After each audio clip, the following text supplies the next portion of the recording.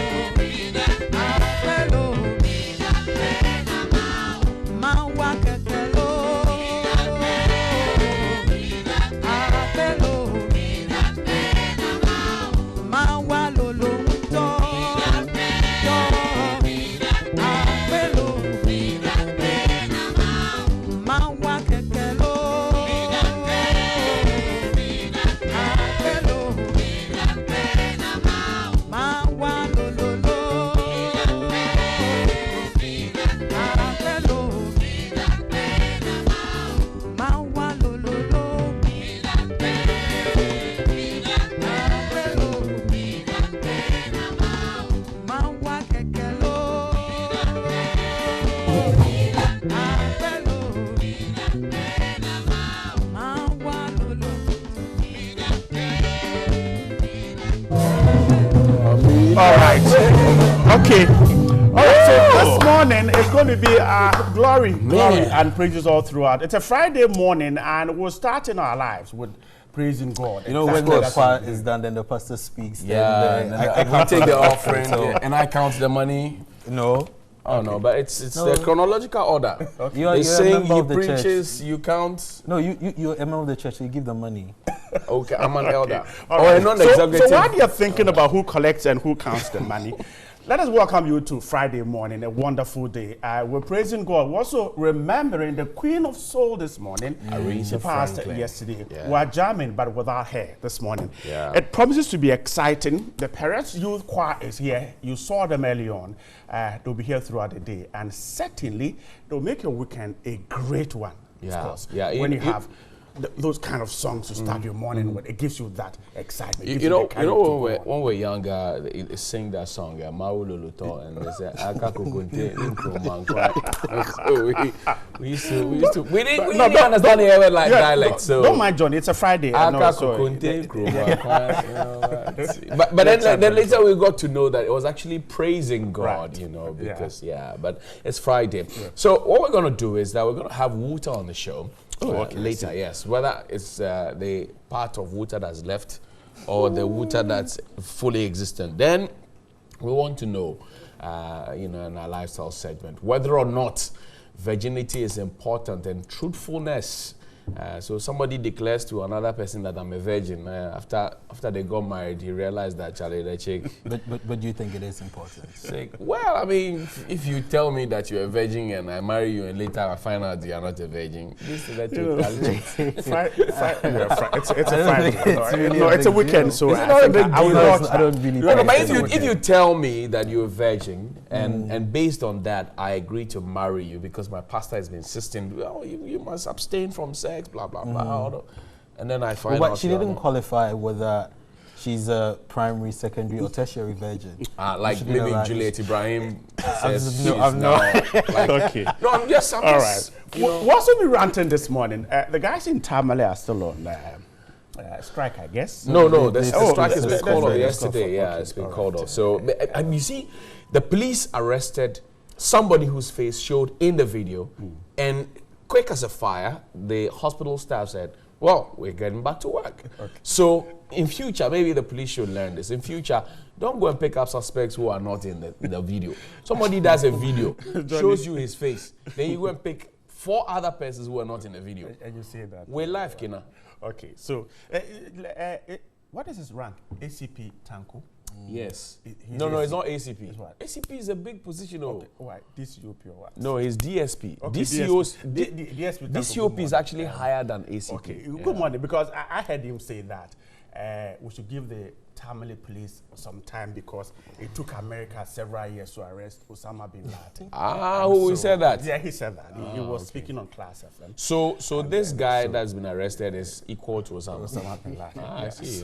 What did he use? Like, wow. Good morning, Taco. How is it? Yeah, it's part of the job. Sometimes there are slips here and there, but it was not a slip. Oh, how? The man said, But give him how time. can you say that? Equal to Osama, yeah. America, some years to arrest. So you know when Osama was finally caught by the US, yeah. there was mass celebration. So Yeah. probably that's how come We should the- celebrate. We're celebrating. All right. Anyway, it's a Friday, so we are in that kind of mood, and we hope you're fine too. You're out of bed, getting to work, wrap up in grand style, and get into the weekend. Mine started yesterday, and I'm sure yours is starting this morning. I told you the choir will be in here, and we'll also be celebrating the Queen of Soul. I'm sure you got to know that she passed yesterday, around 70, I think 76 or something. 76. Yeah, that's great. You Great make me age, feel great like a age, natural woman. Yes. Yesterday, I was thinking about something. I was not so excited. I'm thinking, well, the president launched the Kufuor flats to be built out there in estates, Kumewu. right. Yeah. And then he launched the one district, one factory, the first factory. And then suddenly we had people who were supposed to be connected to the MPP party come raise other issues like this, these vigilante boys. And then they rubbished everything. Mr. President, don't allow it. When you do a good thing and people within your party want to do bad things, stop them. Don't allow it. It's not good. It's not good. The president wants to take a rest. Yes, don't allow them to mislead. Okay, so let's start the morning with the news. Anthony Jackson has all of that, and then when we move into the show, you have music, you have rant, the newspapers, and of course, at the tail end, Wuta will be in the house. Good morning, Anthony Jackson. Anthony is sometimes a good boy. I'm always a good boy. The news comes up shortly after this.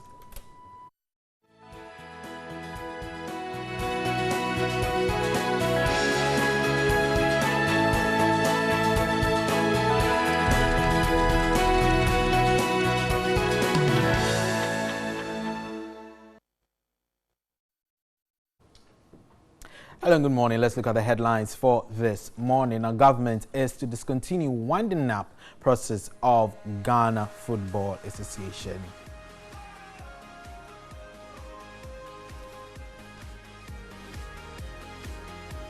Economic and Organized Crime Office seizes 3 Land Cruiser vehicles from MP Mahama Ayariga. The National Association of Private Second Cycle Schools asks government for inclusion in new 2-track education system. Institute for Energy Security predicts 1.5% increase in petroleum prices. And on the foreign front, Pentagon says China military likely training for strikes on U.S. targets.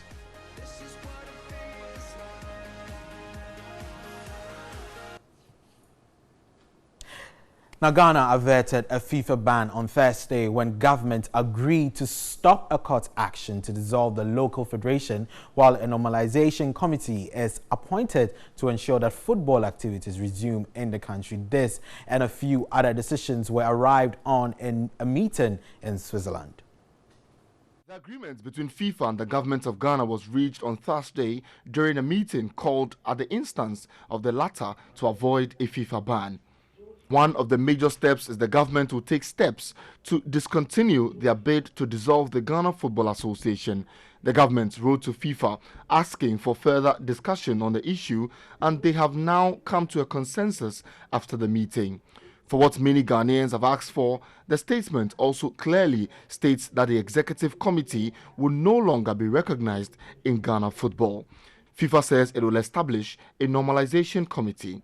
FIFA also said they would consult government and CAF to appoint persons with integrity and competence to steer the affairs of Ghana football, among others. Several other measures have been taken to help smoothen the running of Ghana football. The Minister of Youth and Sports, Isaac Esiama, led the 5-member government team tasked to engage FIFA to resolve the impasse. Other members of the team that represented the interest of government in the consultation were Deputy Attorney General Mr. Godfred Yeboah-Dame and a Deputy Chief of Staff, Mr. Samuel Jinapo. The feeling after the latest developments is the football will be back soon. The Ghana Premier League will return, and the various national teams who were in danger of not competing in different international competitions can now mitigate their fears.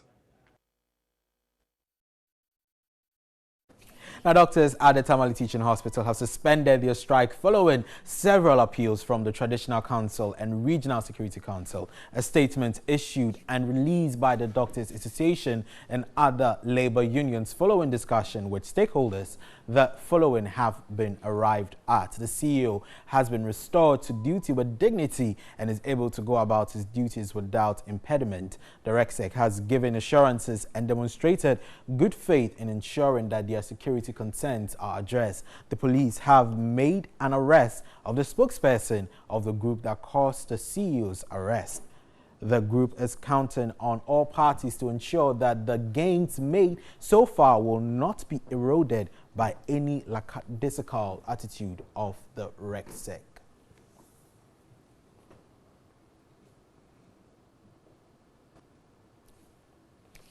Now, police in Tamale have arrested the ringleader of vigilante group who invaded the offices of the CEO of the Tamale Teaching Hospital last Monday.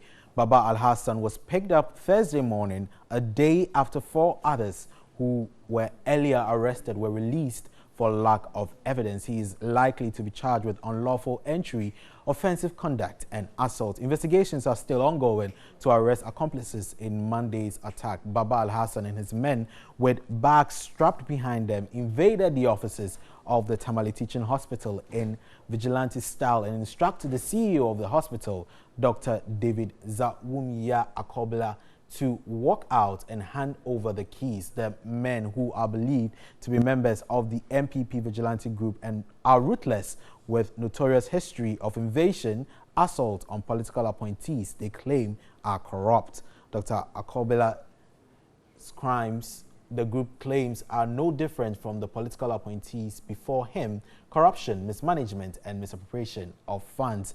They gave no evidence for the allegations they leveled against the doctor.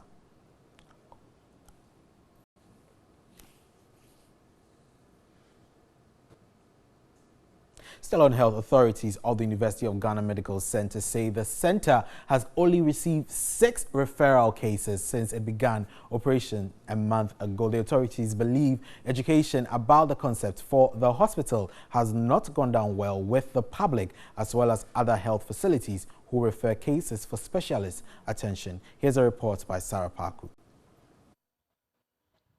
The University of Ghana Medical Center was officially opened to the public on the 18th of July 2018 amidst controversy over who should manage the facility. It's a month since it began operations, so we are here to find out how it has been faring. The interim managers of the center explained that it is strictly for referral cases and not a walk-in facility.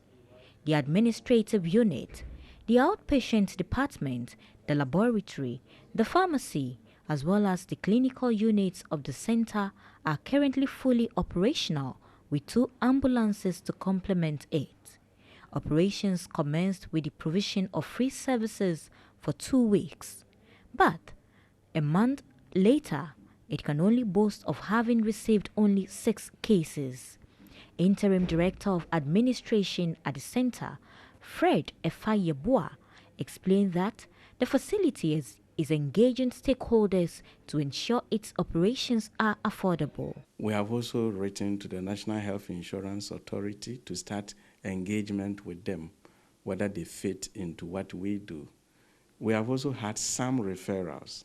So far, about 6 of those referrals that needed diverse attention. Some of them initially we also had to refer.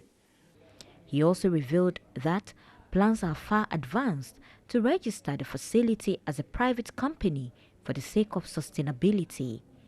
This is in contrast to government's earlier directive with the intention to take over the administration of the hospital in the public interest. The Interim Management Committee, the Ministry of Health, and the Attorney General's Department is working on the status of the facility. Eventually, this facility will run as a purely private company for the sake of sustainability. Said that there will be much seriousness in its management and its activities. According to Efayeboa, the only challenge the facility has had to deal with has been the lack of understanding about its concept. As at now, it looks like the concept of referral has not caught on very well with some of the facilities that are referring. And so we are taking that one up as a special project. Meanwhile, the Interim Management Committee is hopeful both Phase 1 and 2 of the hospital should be fully operational in the next 6 months. Now, the Institute for Energy Security, IES, has projected an average 1.5% increase in the prices of petroleum products at the local pump. The Institute cites the recent increment in the price of finished products on the world market and the performance of the Ghana cedi as the basis for its forecast. Over the past 3 pricing windows, Ghanaians have enjoyed relative stability in prices of fuel at the pumps. Gasoline continues to be sold averagely at 4 cedis 85 pesos and gas oil at 4 cedis 83 pesos. However, prices of finished products on the international market based on Standard & Poor's Platts assessment as gas oil recorded upward surges of 1.28% and the prices of gasoline went up by 3.04%. In trading price terms, gasoline inched up from its previous $713.86 per metric ton to $735.55, while gasoline moved from $643.89 per metric ton to $652.11 metric tons. Research analyst at the Institute for Energy Security, Megdad Mohammed, noted these factors and the forex point to an increase in prices at the local pumps. The last window, crude oil was going for $74, but it is going now for around $72.81. Though Saudi Arabia has also decreased production with the hope of pushing prices upwards. Nothing has happened. But there is no direct identifiable correlation between crude oil price movement and then finished products for this particular window per se. So we are projecting an increment of some 1.5% to 2% within this particular window because of the deregulated nature of the markets. He indicated National Petroleum Authority's stabilization mechanism and the element of competition between OMCs as a result of the price deregulation may also have a noticeable impact on how increments are effected. If the dollar, you are using the dollar at a rate of 4.80, you may be buying it around this time at 4.85. All of these are factored in and then we project these increments. But as we always do, you always let the public know that the National Petroleum Authority has a very important role in this. So for this particular window, we anticipate that the National Petroleum Authority will kick in the price stabilization and recovery levy to cushion consumers.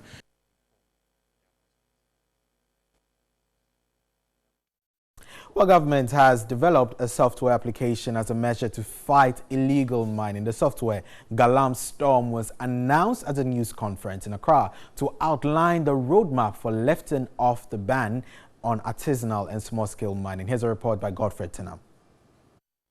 The chairman of the Interministerial Committee on Illegal Mining, Professor Kwabena Frimpong, indicated that the software is created to consolidate activities of all regulatory bodies in the fight against illegal mining. Some of the mechanisms he said developed to check illegal mining after the lifting of the ban include the use of satellite imagery, drones and frequent visits to the mining concessions. He added the software will provide information on the machinery used for mining and assist law enforcers to deal with illegalities. There are certain so-called landscape mining companies, but they are not. They have landscape concessions, but they are using small-scale methods to mine. And they are flouting a lot of our laws. And the minister will give directives as to what they are supposed to do. And we also want to stop what we call bulk sampling. All paramilitary forces providing protection and mining concessions will be withdrawn to make way for only Operation Vanguard team to be on the ground. Miners with licenses will also be given special identification cards linked to the software to aid in accessing information. Registering and installing tracking devices on earth-moving equipment will also be conducted. We want to know the number of excavators that we have in this country. Some say 5,000, others say 7,000, we don't know. But we want to know where they are and what they are doing, so we'll be able to track them. Every excavator will be moved to a particular area and to receive an electronic tracking device. Before the lifting of the ban on the mining activities, vetting and verification of small-scale mining companies will be conducted. Some small-scale miners expressed disappointment in the presentation of the roadmap. The government is now going to issue us certificates or ID cards for us to, where I know GPRTU and other people, all these organizations give membership cards to their members. So I think government should be very focusing on policies, and then we can do also the interventions. It is close to 2 years.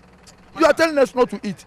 Our houses, we have placed our houses as collateral. Now we came here, you are telling us you are going to write a letter to the banks. When does he become a consultant to the banks? When we were taking our loans, where was he? Was he an intermediate between the banks and us? The minister hinted the ban will be lifted before the end of the year, stressing the date will soon be announced. Now let's dovetail into the banking sector, particularly issues concerning UT, where its former CEO has released a statement that says the last 1 year has been a very challenging period for the UT family. Personally, I have been deeply disturbed by events that preceded the collapse of UT Bank, and more so, some of the happenings that have unfolded after the takeover by the Bank of Ghana. In truth, my heart bleeds as I struggle to come to terms with the fact that the organization we toiled so hard to build over 20 years ceases to exist. A lot has been said over the period in question. I have refrained from commenting on the developments for a number of reasons, including the fact that IOCO continues to investigate the circumstances leading to UT Bank's collapse. However, I feel compelled to come out at this time following widespread misrepresentation of the facts of the matter, particularly in relation to my supposed withdrawal of some 5 million Ghana cedis, which according to the report, to media reports, I failed to disclose to my board.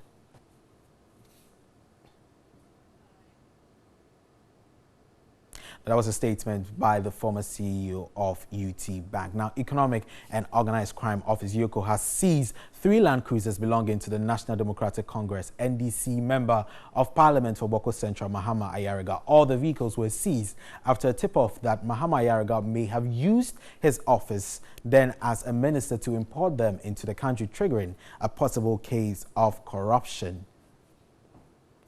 Martin Amidu, who is the special prosecutor, is currently investigating the former minister under the John Mahama administration, explained months ago that Mahama Ayariga was obstructing his investigations by sending chiefs and religious leaders to intercede on his behalf. Earlier, Martin Amidu had noted after conducting preliminary investigations into the suspected commission of corruption and corruption-related offences, including the abuse of public office for private gain by Mahama Ayariga, Member of Parliament for the Boko Central constituency. He decided there were sufficient grounds to invite the suspects for conduct of full investigations into the allegations. The preliminary investigations pertain to the importation into Ghana through corrupt means and corruption-related activities of 3 used white Toyota Land Cruiser V8 vehicles by using a parliamentary resolution dated 7th April 2017, contracting a facility of $22 million US, 500,000 between the Parliamentary Service and the Societe Generale Bank, which was for the purchase of 1 brand new official vehicle for each of the 275 members of Parliament.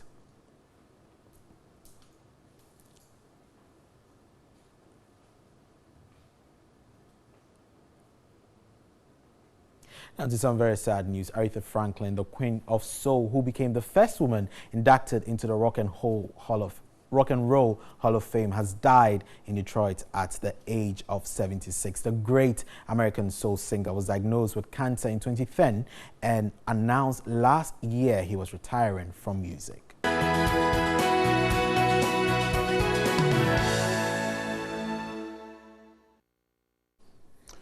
Welcome back. It's Friday, so we're lightening up your screens. But we start off now with the front pages. The Daily Graphic this morning reports that Ghana FIFA hold hands to reform football administration. Yesterday, all the exclusive conversation was here on TV3 News 360. State funeral for J.H. Mensah today. Tributes on page 30, 51, 52, and 54. Remarkable statement. Government to lift ban on illegal mining soon. Roadmap rolled out. And finally, only 1 out of 2,000 lifts in Accra certified. Shocking, isn't it? So the next time you get onto a lift, Professor Alex Dodo said you're on your own. The Daily Statement, growing Chinese presence in Ghana. Any threat, we'll tell you about it. Unibank in 3.7 billion Ghana cedis fraud and chops customer deposits by 2.3 billion. Comes with a photograph of Dr. Kwabena Dufour Jr. And NDC needs rebranding to overcome corruption tag. Spio Gabra says so, and it says forward. The Daily Guide, Bank of Ghana to prosecute dirty bank officials in court. It comes with a photo of Mr. Yineku of a Beige Bank, William Atuesian, formerly of Capital Bank, and Raymond there, head of banking supervision, former head of banking supervision. Iyoko seizes Ayariga cars, banner headline. And that's Mahama Ayariga's 3 cars taken over by Iyoko. Government to lift ban on mining soon. And TTH gang leader grabbed. Okay, what next? Prosecution? Police tell me about it. The Ghanaian Times says GFA Executive Committee dissolved as FIFA sets up normalization committee. And VIP, African security agencies must collaborate. Okay, what about? You know. Kandahar Youth Group leader arrested. And Greater Accra Regional Minister, 2 others dragged before court over Manche. And government set to lift Galamsey ban after implementation of roadmap. So, anyway, the BNFT, power sector still remains major risk to economic progress. And banks collapse, a big warning to local businesses. Professor Quarty of University of Ghana says so. And Talo keen on new discoveries. 2 busted for drug trafficking at Avian's cargo village. Old man, you did traffic drag. For what? Anyway. The Finder. New app to fight Galamsey. It adds to drones to track illegal miners. Okay. And free SHS include private schools. So Tumfo is telling the government, but the government has been adamant, says no space for private schools. Why? Nobody is explaining. J.H. Mensah, a genealogy of greatness, and government to support Ghana Military Academy, says Dr. Baumia. And Agric is key to unlocking Ghana's fortunes, according to Senor Husi. So these are the front page stories for today, Friday. You are looking at what? Is it the application or the arrest of the ringleader in Kandahar? Well, let's start from Tamale maybe. The doctors have called off the strike following the arrest of Baba Alassane. That's good good a news. ringleader. Yes, that's good news. Well, the next one is that on social media, everybody thinks that this is just a facade. This is just a PR gimmick by the police. So the next point, if you have arrested him, charge him and set him ready for court. and let the court deal with him if it's so. Because you see, there's a certain ripple effect that this non-arrest would have triggered, where all medical professionals in Tamale were willing to lay down their tools because they feel threatened. So if the police is able to arrest them, I think there's still a time that you put him before a competent court of jurisdiction and let him say his side of the story. Perhaps he had good reason doing what he did. If the court finds it good enough, well, good for him. Right, so let's see what the court's decision would be. But quite interesting. There's a story on the back page of the Daily Graphic. Okay. Tension mount at Agbogloshi over intended demolition exercise. We're told that officials of AME went there to mark some structures for demolition, and the young men and women there have said that the AME would need to kill all of them first before pulling down their structures. AMA's reaction to the people is that no matter what, they will go ahead and demolish. AMA is suggesting that their properties are on encroached lands. Okay, and that's the PRO of the AMA speaking. So, question to ask: the lands are not there. So, who gave them the permit to put the structures on? Ms. Ankra and your team, the land you said they are on are encroached lands. So, who allowed them first to put up their That's a good question. But I don't see a good end to this. You know, the folks at Agbogboshi, each time they tell you, you would have to kill all of them. Yeah, well, 8,000 of them. It gets messy, and sometimes we had to have employed the police and the military to get in there to deal with some of the issues. I really, really hope that we get to resolve them. But the critical question, as you're asking, is who gave them the permit to be there? And while they were coming up there, who saw them? Look, for example, the land between the Central Mosque at Abosoka and the ICGC all the way to Agbogboshi, that leads to the Kole Lagoon. It's been taken over, and these itinerant refuse collectors have been dropping their refuse there. The ICGC spends a lot of money trying to clear that rubbish every day, and sometimes they spend a lot of money fumigating the place. The AMA admits that that is not a refuse dumping point. And yet the people come there to dump refuse, including some of those who have been registered by the AMA, those tricycles. They come to illegally dump refuse there. So you say in one breath that this is not good, but in another breath, you don't seem to be fighting it. Yeah, that's it. So I don't get it. The AMA has recently launched what? A clean air campaign that will be breathing clean air. Look, you have Bola on your hands, you have the hawkers on your hands, you have not dealt with them, you have not shown the direction, you have not shown roadmap, you sack them, you spend a lot of money, they are back on the streets, and you say you're doing clean air, which is a good initiative. But the point is, can we trust the AMA this time around, knowing that we spend money to do decongestion, the people are back? Look at Kaneshi, look at Nkrumah Circle, look at La Paz, look around. We spend a lot of money sending these people off, so that pedestrians can have a right of way to walk freely. Okay. And I don't get it. So the ban on Galamsey, the people are not too excited.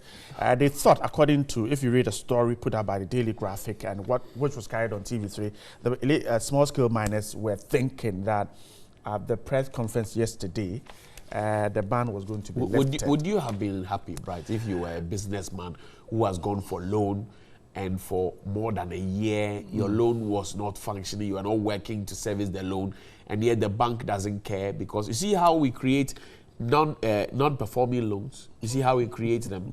This is how we create them. Because it started with a 30-day, a 3 months ban. 6 months, yes. And then we went to 6 months, then we went to 9 months, then they said they were bringing a roadmap. And now the roadmap, we don't know what's contained in a roadmap. Well, now we're being told that there's drone, there's an app that will help fight illegal money. So what's happening? From the Daily Graphic report, we're likely to see the ban lifted by December. That's what Professor Frimpong Boateng told the miners there, that the president wants them to celebrate Christmas in good style. So the ban will be lifted by December. I said I cannot say exactly when the ban will be lifted. This is Professor Frimpong Boateng, but I know that the president Nana Addo Dankwa Akufo-Addo wants small-scale miners to celebrate their Christmas well. So that will depend on how the implementation of the roadmap goes. So Professor Frimpong Boateng. So Senior Bright, then this point comes to mind. if the ban is lifted by December, does it open the floodgates for everybody to, because it doesn't. Artisanal miners and small-scale miners have all been bumped into one with the galamseyers. Everybody else has been bumped into one. Right. And we are calling all of them galamseyers. But there are people who are doing genuine job, who would finish mining and reclaim the land and do all those things.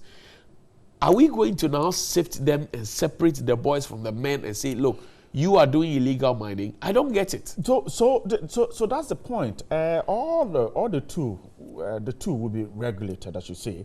So the software is coming in. Galam Stop is supposed to integrate data from stakeholder agencies, the EPA, the Minerals Commission, the Water Resources Commission, then MMDAs. That software is supposed to coordinate what they do to stop illegal mining. And then we are told that that software will be used to monitor the life cycle of mining and related permits. So this is even at the administrative end, where you're going to take a permit and things are done. But as to what goes on the ground, if you go on, they were told that all devices, like the excavators, will be fixed with tracking devices, so that then we can track where they are. And we're told that that's where we can fight illegal mining. Yes, you know that we had a drone issue by Inusa Husseini, and it didn't really fly. I hope that this time around, we will have a more distinct approach. All but right. JH Mensah goes yes, on his journey starts today. A very respected Daily statesman. Graphic has a lot of history about him on pages 30, 51, 52, and 54. I wish all politicians who are hoping to come into the limelight, the political limelight, will learn a thing or two from Mr. J.H. Mensah.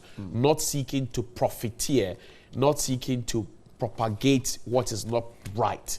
I mean, across the divides, both NDC and MPP, and if you like, the tradition he belongs to and the opposing tradition, they all like him for one reason or the other. And I think that young politicians must learn from it. It's not politics of insult. It's not politics of disrespect. It's not a politics of trying to amass money and steal from the state. I mean, and in 2-3 years you are rich and people are calling you honorable and you're happy. You're a thief. If you are robbing the state to go and flaunt it around, you're a thief. Bow down your head in shame.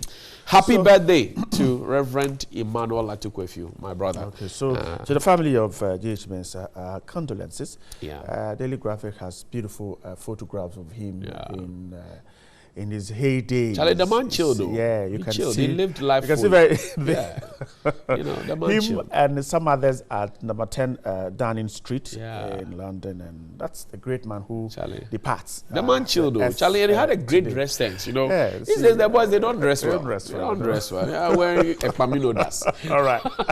But let's rant. The doctors and nurses in Tamale at the Tamale Teaching Hospital have picked up their tools again after they laid it down for 3 days. The question is, was the strike necessary at all? And this was why they went on strike. Their CEO was moved out of the office by some boys claiming to be Kandahar boys who said he was underperforming. And now they feel threatened, and so they said they were laying down their tools. Their colleagues in other health facilities were ready to tag along until they picked up their tools again. Was the strike necessary? That's what we're asking. Let's go to Tamale. This is what it feels like. Doctors and nurses at the Tamale Teaching Hospital since Tuesday have been on strike. Their reasons are unsafe working environment and the arrest of Kandahar boys. They are demanding that a police post be established at the premises of the Tamale Teaching Hospital, and also the immediate arrest of some youth members believed to be from the Kandahar youth group. Today on Daily Rant, we are asking, is the action taken by the doctors the right way to go? It's Daily Rant here from Tamale. Gentlemen, let's rant. I think that the doctors are right in going on strike to demand home their issues. These criminals cannot just go into our hospitals. And in as much as the doctors are right, they are going too much. What is too much here? The too much is, it's been 3 days. It's been 3 days. And there have been some meetings with the RECSEC trying to resolve the issue. They said they wanted police posts.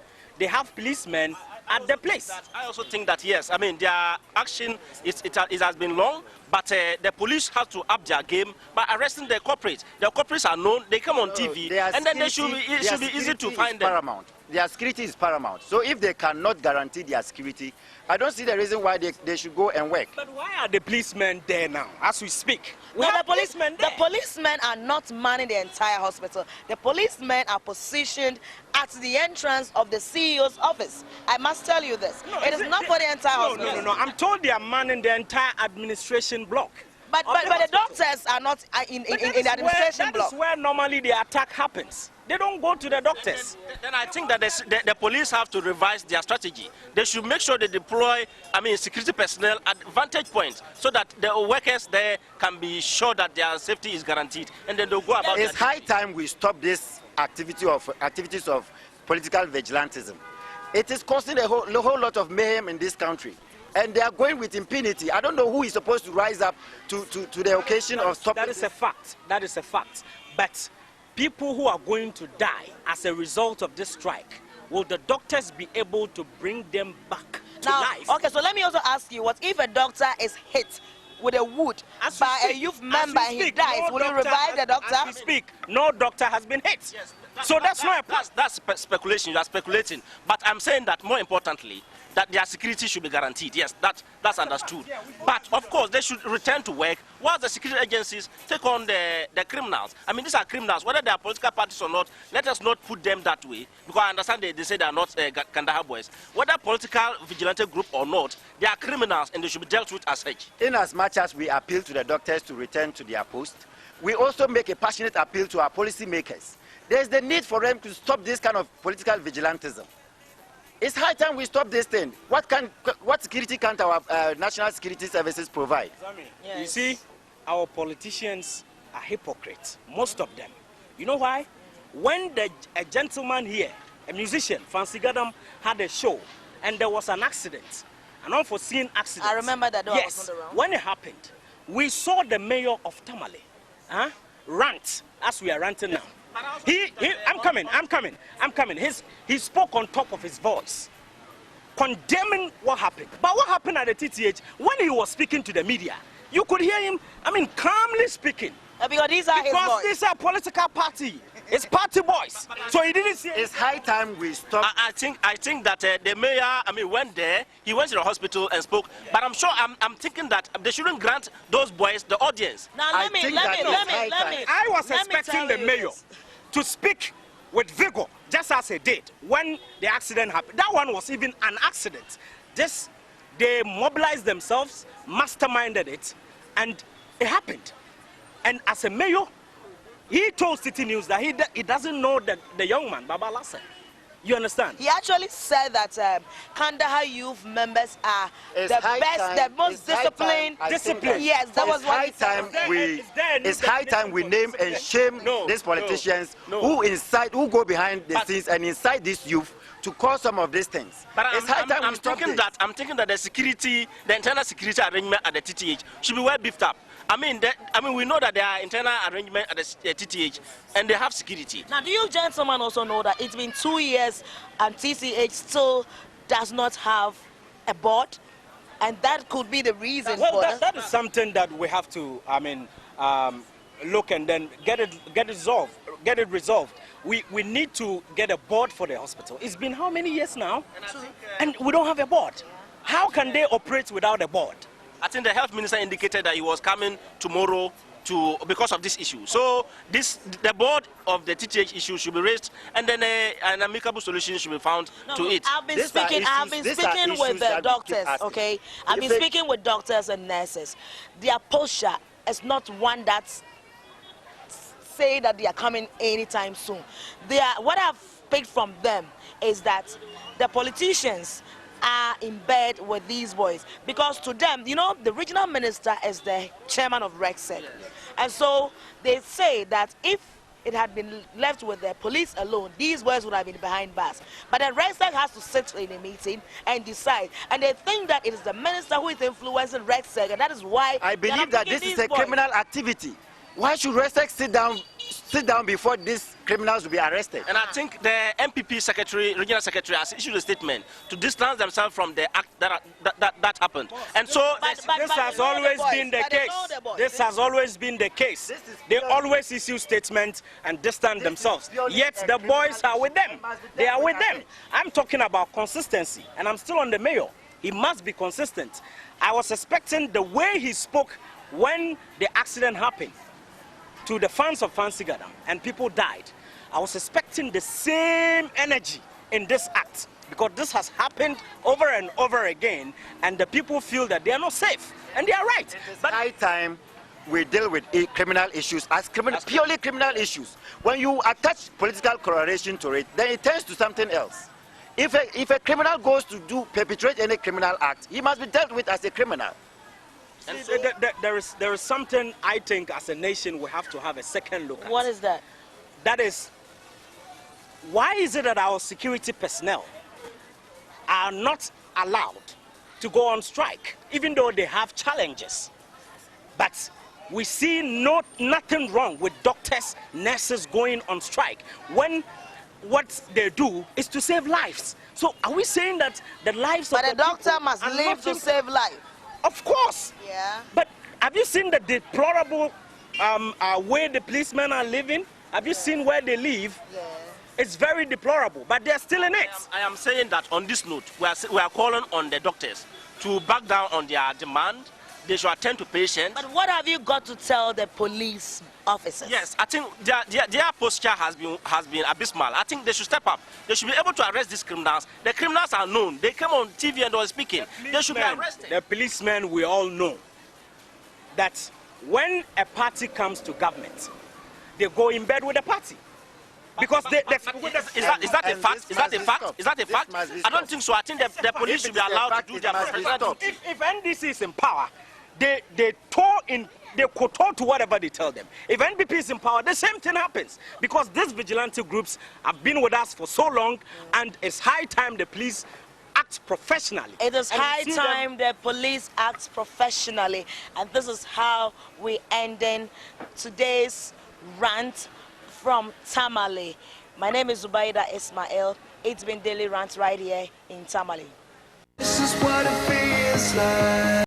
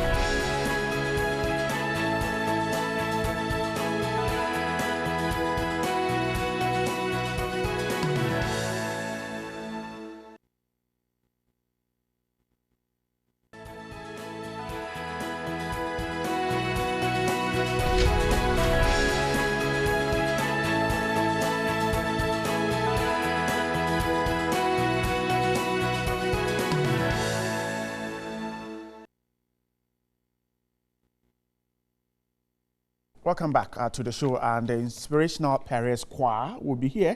I told you early this morning, and so they have more for us later on. But time now to take a look at what's happening on the newspapers this morning.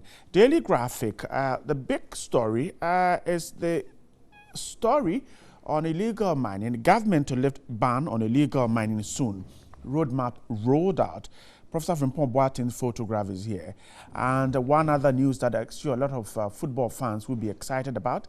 Ghana FIFA hold hands to reform football administration. A photograph of some government reps and FIFA, the boss himself, Infantino, there, suggesting government were told has agreed to stop the liquidation process and get the issues sorted out. We'll hear more about that later on. The Ghanaian Times this morning says government set to lift the Galamsey ban. That's the story already there. And the Kandahar youth group leader arrested. Page 3 is there on the Ghanaian Times. GFA Executive Committee dissolved as FIFA set up normalization committee. That's the big one on the Daily Graphic. The guide, Yoko seizes Ayariga cars. The illegal mining story is also captured on the Daily Guide. And then the arrest of the teaching hospital attackers, the leader, is also captured by the guide. The Finder, a new app to fight Galamsey. It adds to drones to track illegal miners. And then Free Senior High School include private schools. So Tumfor is talking here. And Agric is key to unlocking Ghana's fortunes. Senior Hoshi talking there. Those are the headlines on some of the newspapers I have here this morning. My guest to do the talking, the NDC Member of Parliament for the Ningo Pram Pram constituency, Sam George, is here. Good morning. Very good morning. Hope you're good. By God's grace. Thanks for coming. And then government spokesperson on infrastructure, Richard Asante-Yeboah, is also here. Good morning. Good morning. Hope you're doing good too. By the grace of God. Thanks for your time this morning. Let's start a conversation today. Now, GH Mensa goes home beginning today. Daily Graphic has photographs and some stories on him, pages 30, 51, 52, and 54. He passed on, I think, a month ago now. Today begins his final journey to eternal rest. Ghana paying tribute to his son. Richard, let me start the conversation briefly on Mr. G.H. Mensah. The man has served Ghana and is bound for his eternal journey home. How would you remember him? Thank you very much. I would like to say good morning to your amazing viewers out there. I think that Mr. G.H. Mensah has not only paid his due to this country as a loyal citizen, but has equally paid his due to humanity in general, because his exploits extend beyond the shores of this country. So it tells you what a great man he was and the kind of contribution that he made to particularly our national development over the years. I mean, he is one of the men that you can say has shaped a lot of minds, has contributed in creating a lot of individuals within the political system and built up certain people that have come to literally position themselves in contributing their quota in making sure that this country attain the prosperity that we all dream of. I am an individual who have known him because he is somebody who comes from my region. So I call him a father, and he's a father figure to many of us. He's a stalwart in our party and our tradition. If you look at his role over the period and what he's done in terms of the parliamentary contributions, it's quite enormous. I mean, truth be told, we often say that we do not celebrate people enough, but I think that this man is due any sort of celebration that will be accorded him today and the years ahead. I think that in exciting years to come, I think that such figures within our society and within the system ought to be celebrated, particularly whilst they are alive. But I think that Mr. J.H. Mensah has really paid his due. He paid his due in various, during Buzia's administration. He had opportunity of serving the country and serving the country pretty well. If you look at this contribution at the National Development Commission of the country, his footprints is seen in that area too. During the period of President Kufuor, he amplified that calmness that you need in unifying the various political parties, particularly when it gets to parliamentary arrangement and parliamentary debate. Anytime issues that requires bipartisan arrangement that comes, you see such a person bringing his usual calmness and attitude and understanding of the way forward into bear in most of the things that transpire during the moment that is served. And I think that the lives of President Kufuor are extremely grateful. I mean, President Kufuor, an excellent leader by our standard, had opportunity of working with him. He made him the senior minister. I mean, and I think during those moments, his role was obvious. I mean, the lives of President Nana Dankwa Akufo-Addo has equally worked with him diversely in Parliament and also within our political tradition. And I would want to say that J.H. Mensah, the family, the Mensah family, the good people of Bronga Afro, my region, the members of the MPP fraternity, the members of the church that he belongs, and also the country at large, both a minority and a majority. I think we've lost such a great person. We lost a great patriot. We lost an individual who shown to the world that indeed he believes in this country. He believes that he can be here and contribute his ideas to shape things around. And I think that we've lost such a great stalwart. All right. And I'm saddened by this event. And I think that today and the 2 days that we ought to use in and making sure that the state barrier that he's due is accorded him. I think that the leadership of the party, essentially the president Dankwa Akufo-Addo and the vice president, and the parliamentary leadership and the great party MPP, the chairman Mr. Fred Blay and John Boadri, the organizer Samia Oku, and the other team members have equally been part of this whole exercise in making sure that we wish our dear one a befitting burial and also send him to his fathers. Richard, I'm grateful. Sam George, so Mr. J.H. Mensah has been described as a veritable public servant whose entire life was devoted to making Ghana a better one. He's paid his dues, so we must wish him well in his final journey. Well, let me say a very good morning to yourself, Bright, and to my brother and friend Richard, and to the very good people of our beloved country, the Republic of Ghana, as we mourn or send home respected statesman. And let me say a very good morning to the good people of Ningo Pram constituency. Honorable J.H. Mensah is one whose name cannot be escaped or taken out when the annals of Ghana's political history would be told or written. I mean, he served from as far back, I think, as the Second Republic, K. Buzier's administration, before the overthrow of that administration by General Kutu, I think Kutu Champon or so. Right. It is obvious that Mr. J.H. Mensah, during his lifetime, did dedicate himself to the service of this republic. He served in various capacities. He served in Parliament. He served in the executive. I mean, the only arm of government you may say he didn't serve in was the judiciary, but he dedicated himself to the service of this country. I'm of a different political persuasion from him. However, when you see a statesman who has contributed his quota, the least you can do as a young man is to pick what you would consider as the positives from his life and learn from them and seek to emulate them in service to this country. I believe that when you look at the long service, I mean spanning over 3 decades of service to this country, arguably the better part of his working life was spent in service to Mother Ghana. However we find Ghana, its pluses, its negatives, he's part of that story. And today we give him a befitting farewell. Even though Parliament is on recess, the minority leader has given an instruction to all minority members of Parliament to assemble at the Accra International Conference Center today to give a befitting farewell. And you see I'm dressed for the event because from here I'm headed straight there.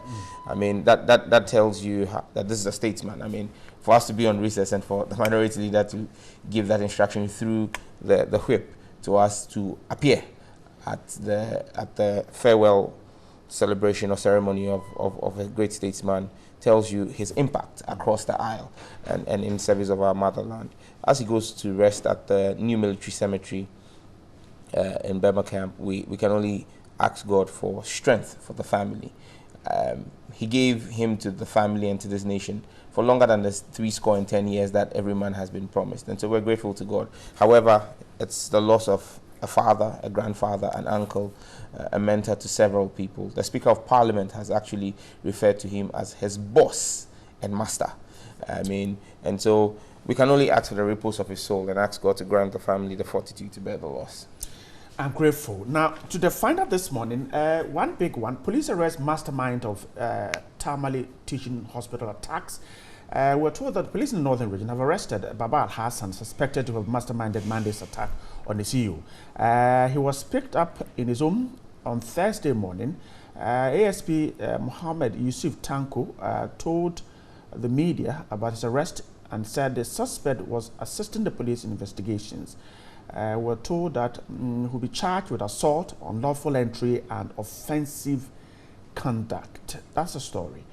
We're told also that the health professionals have returned to work following pleas from the Regional Security Council and the Traditional Council. Rich, let's start here. Now, so eventually the police have been able to do what was expected of them?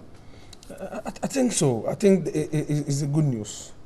It's both good and bad news, because the point is that you will not anticipate that such recklessness are occasioned by any citizen of the land, that you do not expect people to go about taking the laws into their own hands and also infringing mayhem or visiting mayhem on individuals who are undergoing their daily activities or duties.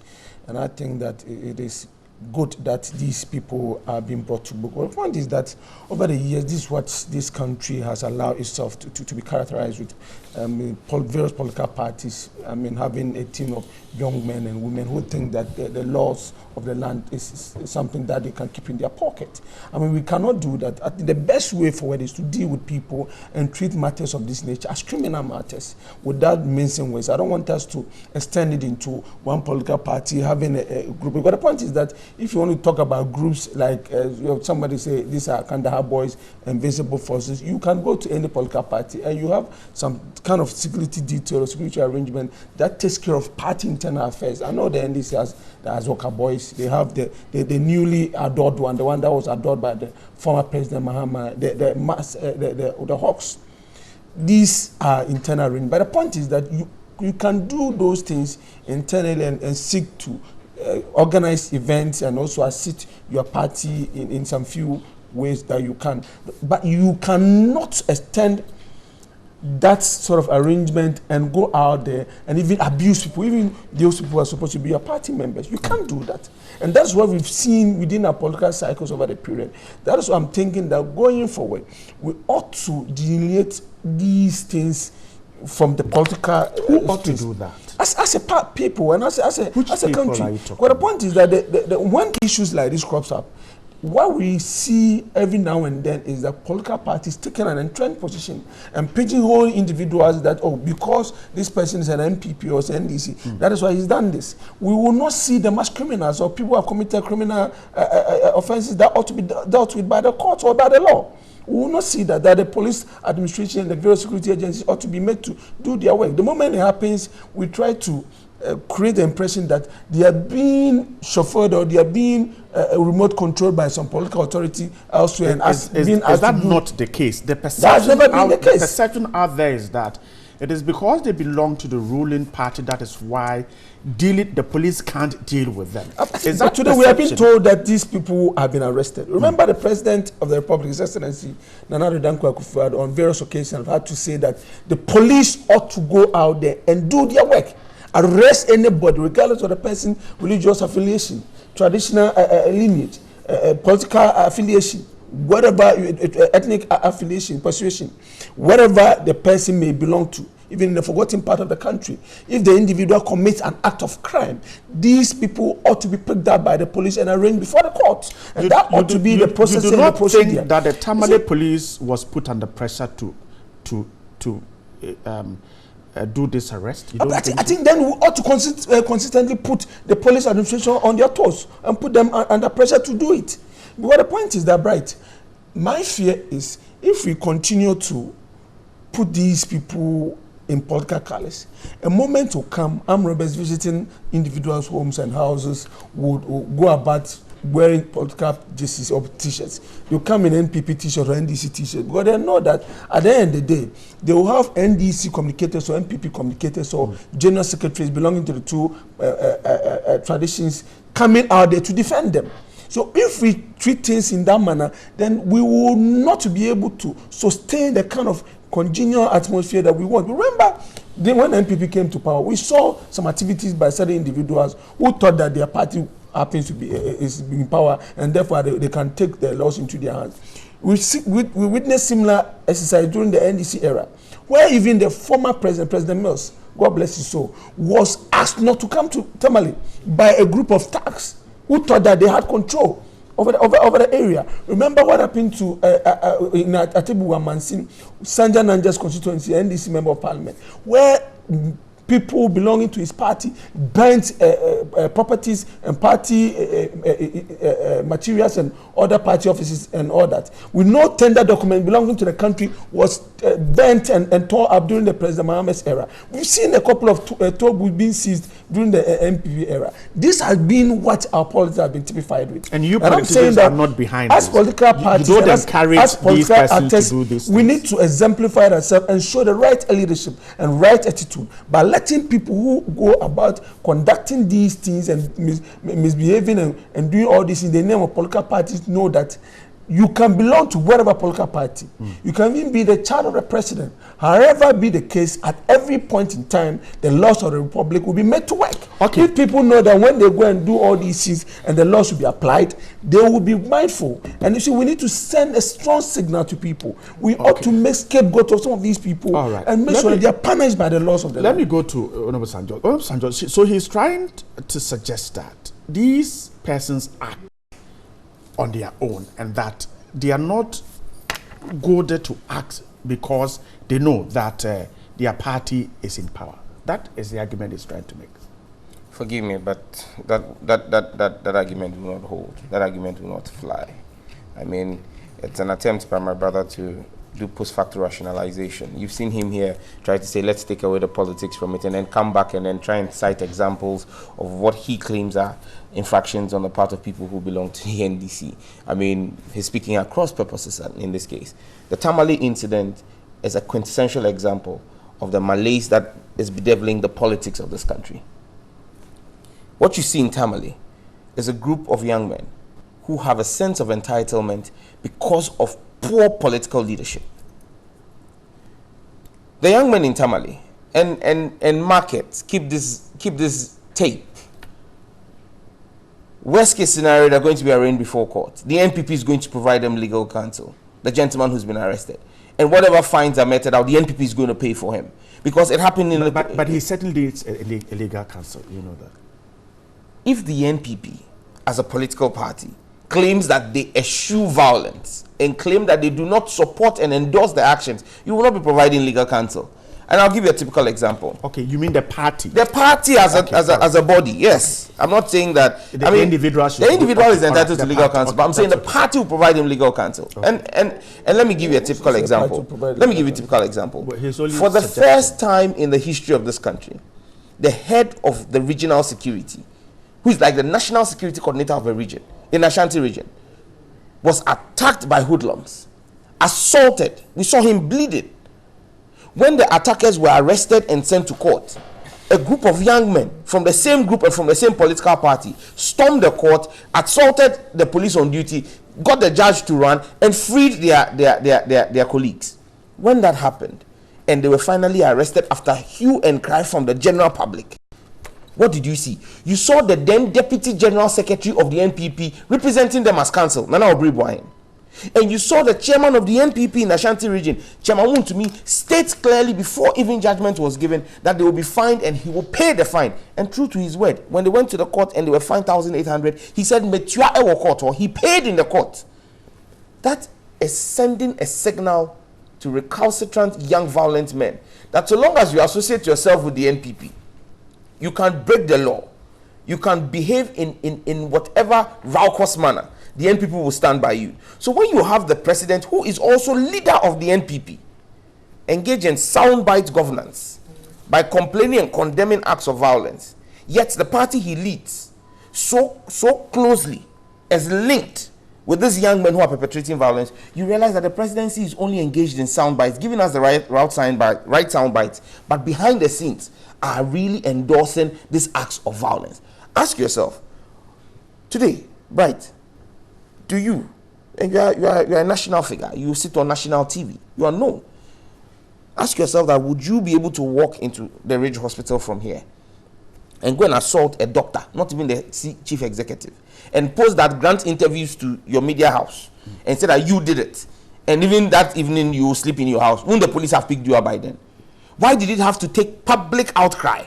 Why did it have to take condemnation from members of the public before the police will act? Look, right, the problem of this country, and this cuts across all governments. If we want to solve this problem and want to discuss this dispassionately, I came into politics to serve my country. You understand me? I'm doing it on the back of a political vehicle, which is the NDC. However, the supreme interest of Ghana is key for me. And if we want to fix this problem, be it in the NDC or in the NPP, until we delineate the security services from the political umbilical cord, we will continue to have these problems. Why should the police command sit down and wait for instructions before they can go and arrest? Why should the police service sit down and wait for public outcry 48 hours post this attack, where you had the pictures and videos of these offenders and you are sitting back? Because the policeman or the police commander, regional commander, is afraid of moving against people who have identified themselves as political actors. When your IGP, regional commanders are all posted by virtue of political will, you would always have this problem. And so until we have a situation where our security chiefs do not have their fortunes tied to a political party or the appointing power of a political party, but it is tied to seniority and professionalism, where the police service, the IGP, and the chief of army staff and the service chiefs are by virtue of professional and professional graduation, you will continue to have this instance, because a police commander is afraid that when he goes to touch, be it an NDC youth executive or an MPP constituency executive who goes on rampage, if he is not careful, the party will transfer him, a whole ASP or ACP will transfer him from regional command to go and take over a pantry or a defunct workshop as punishment. This is the real problem of our country. So if my brother, we are young politicians, if we really want to tackle this problem and fix this problem, let us begin to speak the truth to authority. It is this kind of vigilantism that has grown across the border in Nigeria and has become militant groups. It started jokingly as tribal militant groups in Nigeria, as the OPC, the APC, Biafra boys, and eventually today you have Boko Haram, which has become a national canker. You are beginning to see these young men have the effrontery to attack institutions of state. They've attacked the judiciary. Tomorrow it will be the legislative, then the executive, then they hold the whole country to ransom. Today, when anybody chooses to engage in any act of criminality, all he needs to do is to attach himself to a political party, and he'll be set free. Richard, so the issue is that let's deal with it from that point. Let's take politics out of it. Sitting government should not support people who engage in these things. I think this leadership and this president has exemplified himself in this regard. Sometimes the argument is that by just saying it doesn't go down to the people. I think one thing we ought to understand is that the only thing any of us can do when matters of this comes up is to urge the police, urge the various security agencies to do their work. And I think that my brother has been why should we urge them to do that? That's the only way, and support them. Their mandate is to maintain peace. If somebody walks into if you allow me, I think you appreciate the point that I'm trying to make. You see, we need to urge them and also support them. You see, in the modern day policing, we have what we call participatory policing, and that requires the efforts of every Tom, Dick, and Harry. all of us ought to bring our efforts on one concerted basket and make sure that we deliver on that. Because the point is that the police administration will require information to be volunteered by the citizen. We need to contribute. Remember that when this issue cropped up, there was initial arrest yesterday. About 4 or 5 or so people were arrested. Later on, they did identification parade, and they realized that some of them were with the initial arrest. Of course, it was part of the work that they ought to do. Because this gentleman who was speaking for this group was on TV, was on radio, and the police could not even have asked the telcos to provide his number so that they track him. I'm not. Me and you sitting here will not know the effort the police are putting in making sure that they arrest this person. And I'm saying that it's unfair to suggest that this police administration, the current police administration, were selected or picked because he didn't of the political. He suggested that the system is like that. He did not. But the point is, it's never true. It's not the but case. See, we've all had difficulties. We don't seem to see that politics in our security. I'm saying that if you allow me a moment, I'm sure you can allow me to flow and things will be clear for all of us. You see, we've seen a lot of things happen in this country. For my life, living under President Mahama and in the NDC for the 8 years, I did not see any NDC operator or activist misconducting himself and being picked up by the police. It never happened. So it should continue. No, I'm trying to build a point. It never happened. I never saw any of such. I remember when the nuclear incident occurred. These were people who sat on radio on daily basis, castigating and raining insults and insinuations on people, individuals who have served this country very well. To the extent that they spoke about even committing and killing other people and Richard, all that. I went to the Supreme Court on that matter. What is the point? I'm coming. I went to Supreme Court on this matter. I don't have all the time. Subsequently, the President of the Republic freed these people. I remember there was an incident in the Brong Afro region. Was it illegal? There was an incident in Brong Afro region where the brother of the then sitting member of parliament, his brother Nabu, was abusing people every now and then. A point that he conducted an interview talking about the fact that they were killing people every day. I petitioned the then IGP. Then in opposition, I wrote a petition, copied the Chief Justice, copied the International Committee, and drew the attention of the society on some of these things happening. Richard, what is the point here? Nothing happened to this man. So is that why this is happening? No. I'm saying that there's been a culture. There's a subculture. To conclude, he has suggested that there's a subculture. There's a soul we need to cure. That's what I'm saying. That when I was speaking earlier on, I said these things have been with us over the period. So it should continue. No. And I said that we ought to see these individuals who continue to do these things as criminals. I see. We ought not to put them in the political. So you disagree with him that there is politics under this? Because the viewers know that the reason why party activists and you allowed him. He has said no. Because I allow me to flow. If you allow you to flow, I'm saying that. Honorable Sam George's argument is that there's a reason why these persons cannot be picked, and he said that it's because the person has been arrested. We are discussing the issue because the individual involved has been after arrested. Some 48, 72 hours. Right. Somebody who speaks on TV and threatens the president. Which television that even if you bring Jesus Christ, I saw him on TV. Right. The person has been arrested. If you bring Jesus Christ, I will go and remove him. The person was arrested yesterday. The news carried. It takes the police 72 hours to arrest such a person. Right. And we're told he was arrested in his house. Right, you're becoming too opinionated. You don't make my point. What I'm saying is that the person has been arrested, and the laws of the republic will be applied. Let me take a break. What I want us to appreciate is that and then we'll go on. We ought to. You see, Bright.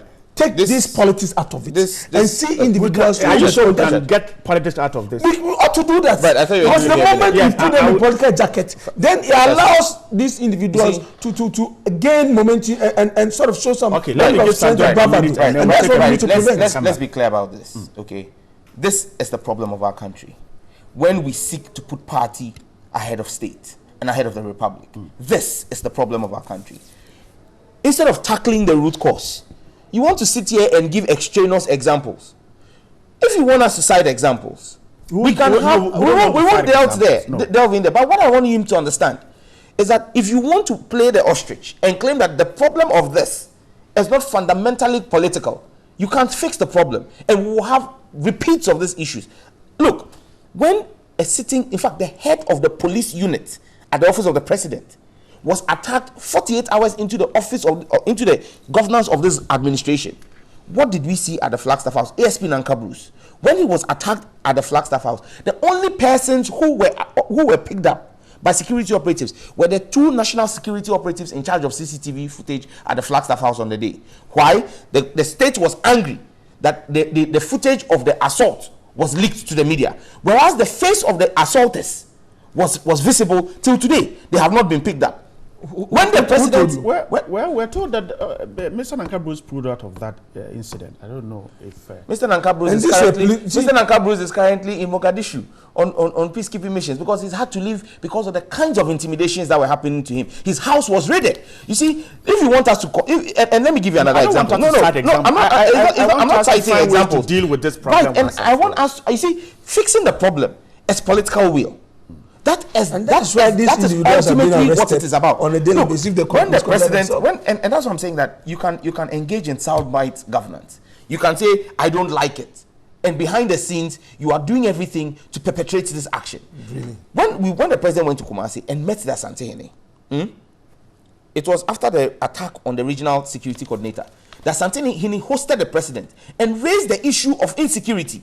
The president promised the Asante Hene that as leader of the NPP, we will not see a repeat of that. 48 hours after the president made that promise to the Asante Hene, the courts in Kumasi were stormed by his own party people. And who did the president? And look, when those young men had to be taken to court and dealt with by the law courts, you expected the appointee of the president, who is the regional security coordinator, who was the subject of the assault, to have testified for the state to prosecute and get custodial sentence. What did he do? He pulled out of the case. If I was the president and I was serious about fighting that offense, I would have sacked my appointee, because if I really mean to curb this vigilantism within my political party, and young men have attacked you, and the state wants to deal with them to serve as a deterrent, and you say you will no longer cooperate with prosecution, it means that you are not really on the same page with the president, except in reality the president did not want to punish those young men. Let me take a quick break. I'll come back. You didn't see the video? No, right. This is a very important issue. He's saying that the regional security coordinator was not assaulted. Is that what he's saying? Maybe the this is a serious program. Assaulted after all. Did TV3? Didn't say that. He's repeating it. Did TV3 not air that footage? My goodness. Let's take a break. We'll come back.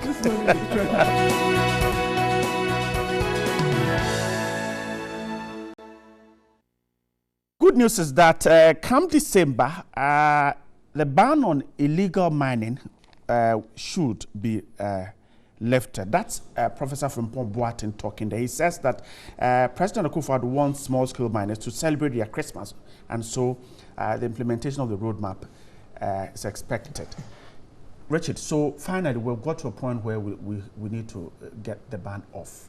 Excitement, or perhaps we need to hold on? I think it depends on where you stand.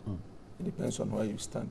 And also, I'm sure a good number of people are looking at the measures government is putting in place to make sure that we regulate this sector, because these small-scale miners are individuals who contribute meaningfully to our GDP, and also creating employment all over the place and supporting government in diverse ways. But in certain cases, to realize that their effort and also operations goes to harm the environment and costing the country more. For instance, we realized that it became difficult to identify who was a small-scale miner, because somebody takes a license as a small-scale miner, he takes a concession and goes to sell it out or give it out to galamseyers. They are operating on a concession that has been approved. However, the methods that they were doing was something that has not been approved by the government. There are certain cases that people equally take the license as Ghanaian, because that sector belongs to Ghanaian. Right. And they take the license as Ghanaians and they sell it, or they sell it to Chinese operators, and they go about destroying the water bodies and creating a lot of problems. We realize that a chunk of our investment within the water sector, where water processing plants were literally destroyed. Some of them could not operate because the water itself that has to run through the system was mud. You can't refine the mud and get water out of it. So it was major difficulty for this country. But the point is that in every human institution, in every facet of human life, if they ought to be changed, those change ought to be effected by humanity and by mankind himself. If you think that you are not comfortable in a particular situation, you have to cause a change to happen. We said that we're not happy as a country with the kind of damage that these activities was causing to our water bodies, or causing to our environment. Our cocoa farmers were crying on a daily basis, and because the point is that some of them were even selling their cocoa farms. If you do not sell it to them, you go and meet up with these Chinese and other who were even more armed than the security operatives. And sometimes they were killing people. Some of them were dying in underground tunnels because of the fact that they just wanted to make a living. And I think that it is good government came in to regulate that sector, to declare that sector. I know that it came as a cost to people, and I know there were other ramifications. Miners have complained. Yeah, it came. In fact, they are not even happy the ban is in December. They wanted it now. I understand them, and so they has its own ramification, particularly on the conduct of some of the people who were mandated to rather watch and also keep the bring sanity in that area. For instance, a moment where people's excavators and other things were burnt were matters that I think that was quite sorry for some of us. And I thought government also came up strongly that those things ought not to happen. And we needed to make sure that we prevent that, because these things had happened in the past and it didn't help the country, and we cannot continue to do that. The most important thing is that at the moment, we've seen a lot of improvement, a lot of improvement. I mean, there's still more room for improvement on our water bodies. But now when you drive around, when you go to other places, because we've had various presidents bemoan. I remember former President Mahama and Mills equally bemoaned these activities. President Kufuor had an occasion to also complain about this whole exercise, that we need to know how to regulate that activity. In another, but one thing I also want to say is that we need to equally look at operations of the larger firms. Sometimes the use of cyanides and also explosive in mining, creating problems, and also the major difficulty for most of these areas that they continue to operate. It's another thing that government ought to put its eyes on and also look at carefully. My brother, we've been mining as a country, particularly in Obuasi, for almost 100 years now, for over 100 years. But compare Johannesburg to Obuasi, you realize that there's massive difference. It tells you that as a country, we have not been able to take a full advantage of the mineral resources that God has bequeathed to us. We have not taken advantage of this natural resource God has blessed this country with. And I think that we need to do more as a country through policy and also through our laws. But we ought to equally cause the mining companies operating within these enclaves to make sure that at least as part of their social, social corporate responsibilities, they can contribute more to help transform the lives of the people who live in these areas. Richard, I'm grateful. So the minister suggesting that the roadmap include reclaiming, reforestation, restoration of impacted water bodies, strict supervision of the processes of awarding licenses, and then continued formalization and regulation of the sector, so that by December we can lift up we can lift the ban. Have we indeed fixed this problem? What you have is an incompetent government that went into a process that it did not think through, like many other policies of this government. It is now being saddled with a reality. It has chosen to take or put political expediency once again over the national interest. Look, the fight against galamsey is one that every shade of our public sphere of life supported because of its impact on our water bodies. You had the media spearheaded. You had Parliament, both sides of the aisle, support the government in fighting galamsey. But sometime in June this year, the president had some engagement with chiefs at the conference center. And from that engagement, we knew that the president was buckling under the reports that his security operatives, the BNI, had prepared for him on the impact that the fight against galamsey, the political impact on his government. Now, when you have a president who is not committed to taking the bullet for this country, and we put the next election, nobody knows all this. Richard, when you were speaking, I was very quiet. To be fair to the way you were speaking, I was very quiet. I did a chance to react, so you allow him to go. The man is speaking as we should have respect for our viewers. You can go ahead. You can go ahead. When you choose to put the next election ahead of a national good, you don't deserve to sit in the highest office of our land. President Mahama took a decision when it came to restoration of teacher training and nursing training allowances. He paid the price for it. Today, he's been vindicated. He took a decision on deregulating the petroleum down sector. Today, he's been vindicated for it because today you no longer have politics of petroleum. Until as a president, he paid the price, ultimate price for it. He lost the next election. But Ghana is better off. Ghana is better off for those decisions. But if you have a president who is beginning to look at the sit reps that are coming from his security agencies that are telling him that, look, the young men are agitating, and we see the videos every day where people are saying that, look, Nanado promised us when he met us in your home region of Brong-Ahafo. But these are not facts. Nanado met the young Galamseyers in Brong-Ahafo and promised them that when he came to government, he was going to protect their business, and that it was President Mahama who was seeking to kill the Galamsey business. Then he comes to government and now implements President Mahama's roadmap. The people are saying, what did I You deceived us. And to be able to assuage that anger, he wants to lift the ban. When the minister says that, look at the list of things the minister is talking about. I challenge the minister to tell the Ghanaian people what acreage of land has been reafforested.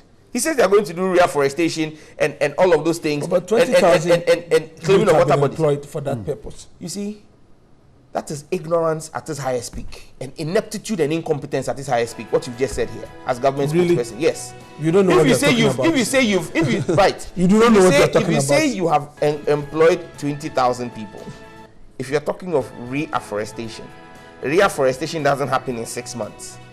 The trees that were cut down, the forest cover that was lost, it would take us at least 5 years to regrow that forest cover. So if we're a serious government, but you need to plant them before they can grow. If you are a serious government, and 20,000, if you are a serious government, youth have been employed. I mean, if you don't want, I mean, right? If I'm not going to have allowed to speak, I can echo. You are making pointless arguments here. And when you are made to aware, so I wish you had allowed him to just land. If you are talking about reforestation, any serious government, any competent government will know that reforestation, you don't reforest or reclaim land in 6 months. The forest cover will need at least 5 years to grow to an appreciable level. You can't tell me that you are going to be doing reforestation when the very land you want to reclaim and reforest, you are allowing the people who are damaging the land to go back. I mean, under control, under supervision. What kind of control? What kind of control? What kind of supervision? If you speak to the Operation Vanguard Task Force right now, when you speak to them, they tell you about the logistical challenges they have even currently. When the Galamseyers have all been pulled out and just a few pockets of them are still hiding, the challenge of even monitoring our forest zones, then imagine when you now unleash them to go back. How can you monitor it? Right. I think Samir does not appreciate this. I appreciate the truth. I don't appreciate ignorance and lies. I don't appreciate it. He doesn't understand it. I thought we were going to use a few minutes to deal with the Toon all the arguments that we can discuss the Toon Force issue. All the argument that he's making are not sustainable. He doesn't even understand what he's talking about. Very well. We are talking about I leave it to our viewers. I leave it to our viewers to cultivate trees across these areas and help reclaim. And so the forest trees will grow in 6 months. I mean, listen to your. This is going 6 months. Planting. You said you are going to plant. You said we have a number of when you plant planting trees. Yes, we are talking about that. Are you planting grown trees? You don't appreciate it. I want to talk about it. Are they planting grown trees? And that is when you are telling me 4 months to December, they are just adopting an arrogant posture. Otunfor is suggesting that let us include private schools. Is it too late? Because yesterday the deputy minister said that government will not go to private schools. Is it too late? I think there's an issue that people are not aware of.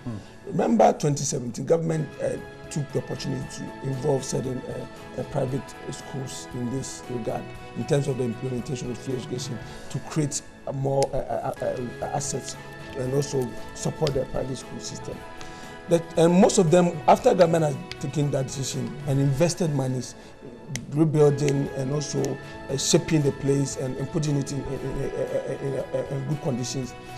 After a while, they came back with their family members, some of them claiming that this thing had been willed to them, it's their property, they want to take it back and all that. So government felt that if that arrangement will continue, then there ought to be a firm understanding and also contractual arrangement. And most of the schools are not ready to engage in that manner. They want to own it, so they want to eat their cake and have it. So we are looking at a fine arrangement where these things can be. But the government has tried that, and some of them government invested sometime in renovating a couple of structures and build a couple of structures. And at the end, some of these schools, and that's why government is not with their families that or their kids.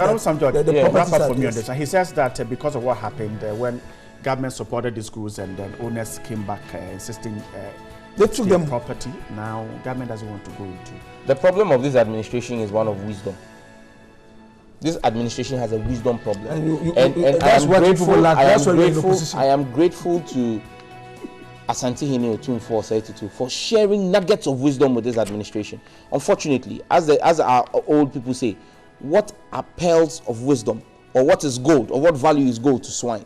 They would not appreciate the pearls of wisdom. If you listen to him, he's telling you that they will not engage the private schools because they will wheel it out. I've told you the that problem of free SHS. Look, Richard, if you are going to continue to do this, it's we are wrapping up the show. Yes.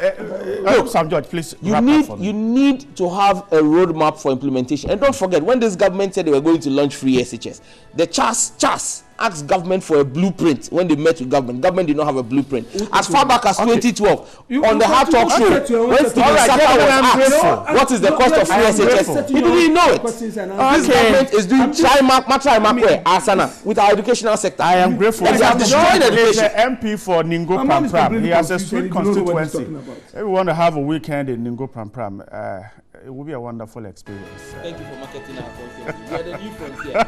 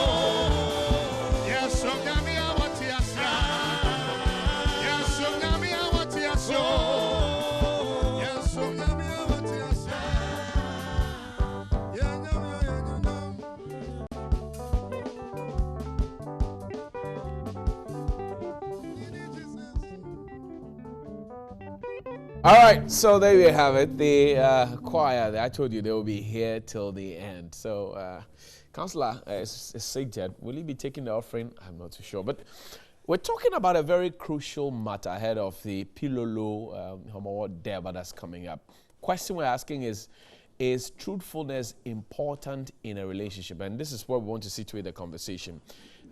Take a look at this one briefly. We'll return. A gentleman has been tricked. Enjoy this one. We'll be back after this break. Why be say I marry you beautiful? Let's play and you are ugly. Why be say I marry you beautiful? Let's play and you are ugly. This been a total cheat. You must see my lawyer. This been a total cheat. You must see my lawyer. One virgin, one virgin, one two virgin, one two virgin, one three virgin. Shayna, you be more for. I was courting this young lady 2 years before we got married. At the point when we were dating, anytime I craved for sex, she said she's a virgin. She hasn't done it before. It is a sin before God. You know, I was happy I was going to marry the second Virgin Mary. But little did I know after marriage, she wasn't that well-packaged Christian woman. She lied to me. She betrayed me. She downplayed me. I need help. I'm confused whether to stay in the marriage or I should leave. I need help. Why you lie me? You lie me, say you the brand new girl. Even now, no say you the lie me, girl. No, I know one painting, I mean talk. And yes, I love you. So I promised you Wuta will be here. Of course, he is already here. Free Wuta is here. So we'll have a conversation with him right after this. Happy birthday to Frank Kojo Asa. And to our own Nana Kojo Afre here at TV3. It's your birthday today. Councillor George Lutros has joined me. Prophet David Ajimabedu Kobe. Ajimabedu?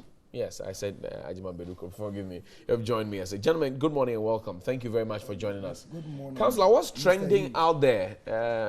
Charlie, it's the usual old-time game that we played after we left Egypt as Israelites, called the Pilolo, treasure hunt game. And this time it's called the Pilolo Trade Carnival. I mean, as a PRO of the Pilolo, this is not about chieftaincy. Okay. It's about all of you who have come to Charlie. Okay. You've come to live in Accra. All of you, you need to be part of this carnival. 3 days non, so 72 hours. At the Rollins Park. So there's no business in Rollins Park now, except music, dance. And 3 o'clock today we are launching it. It is the Homowo Pilolo Carnival. Pilolo. It's Pilolo, yeah. Pilolo. And people are doing things with the Pilolo behind the blocks. You remember? Yeah, you remember those days? Kawawa and the rest.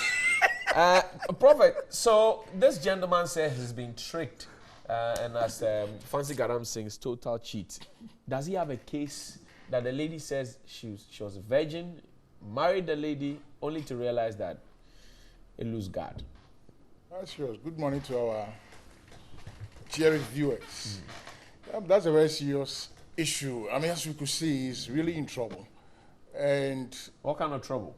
Because he is claiming he's cheated. He's claiming he has been deceived by this woman. And the woman actually told him he's a virgin. She's a virgin, and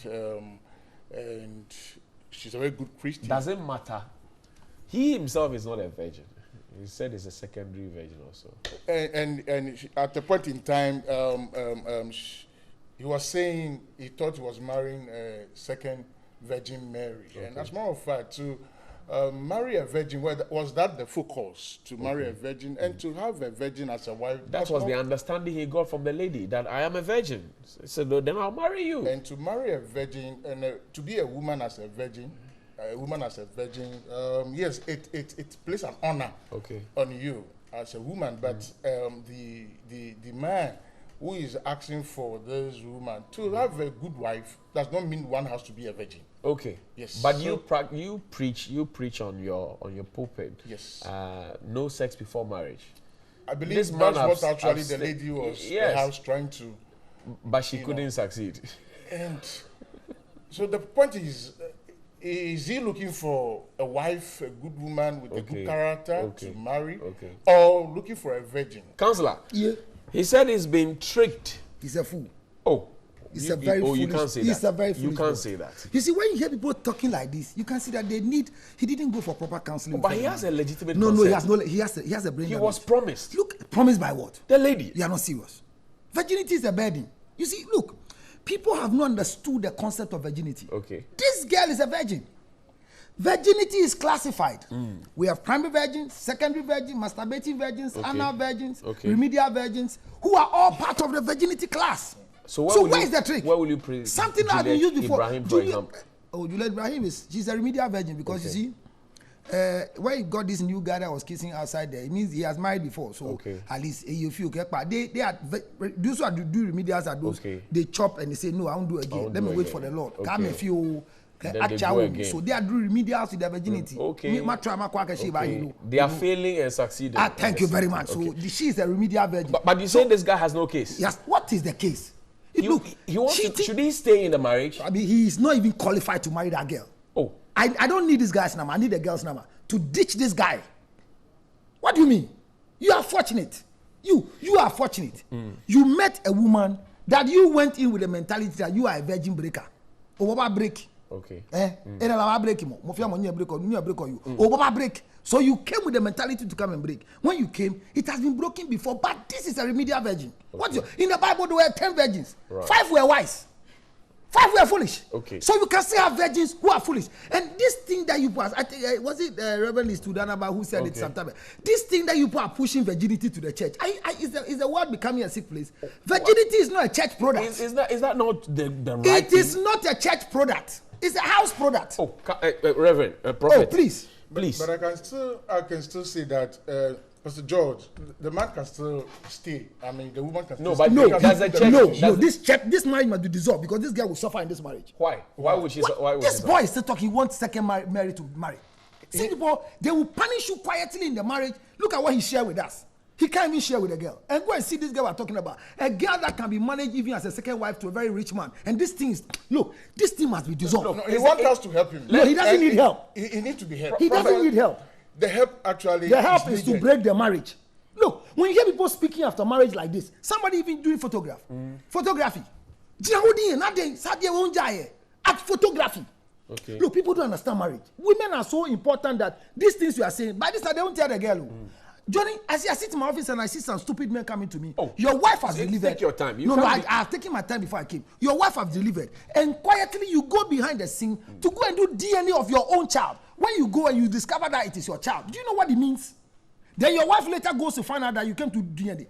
This is piercing emotional trauma. You are living with a woman that you wanted a virgin. There's no trust. You want to break. We don't use trust in marriage. It's belief. You want to break a virgin. Okay. So your mind is that this girl coming. Oh my God, I'm a break a virgin. If it is your ritual, this guy, the marriage must be dissolved. So let me come to you, Prophet. The church preaches no sex before marriage. This guy obviously is a member of a certain church. We don't know yet. And the lady as well. Yes, he didn't say. Now he feels ditched. Counselor says this whole thing that the church is pushing virginity and all of that is a wrong concept. What do you say? We preach, we encourage them to live a holy life, to live a righteous life. I mean, that's what we are trying to encourage our members to do. I mean, fornication is out. I mean, you don't want to live together in a church and full of fornicators and people who are committing all kinds of sins. This girl started off as you know, a regular young lady. She grows, gets to teenage the age, she becomes a bit adventurous and she breaks her virginity. But nobody knows. Her parents still believe that she's a virgin. Now this guy, having the belief that she's a virgin, goes on to say, okay, because you're a virgin, I want to marry you because we have kept ourselves. Then he finds out on the wedding night that the lady lied to.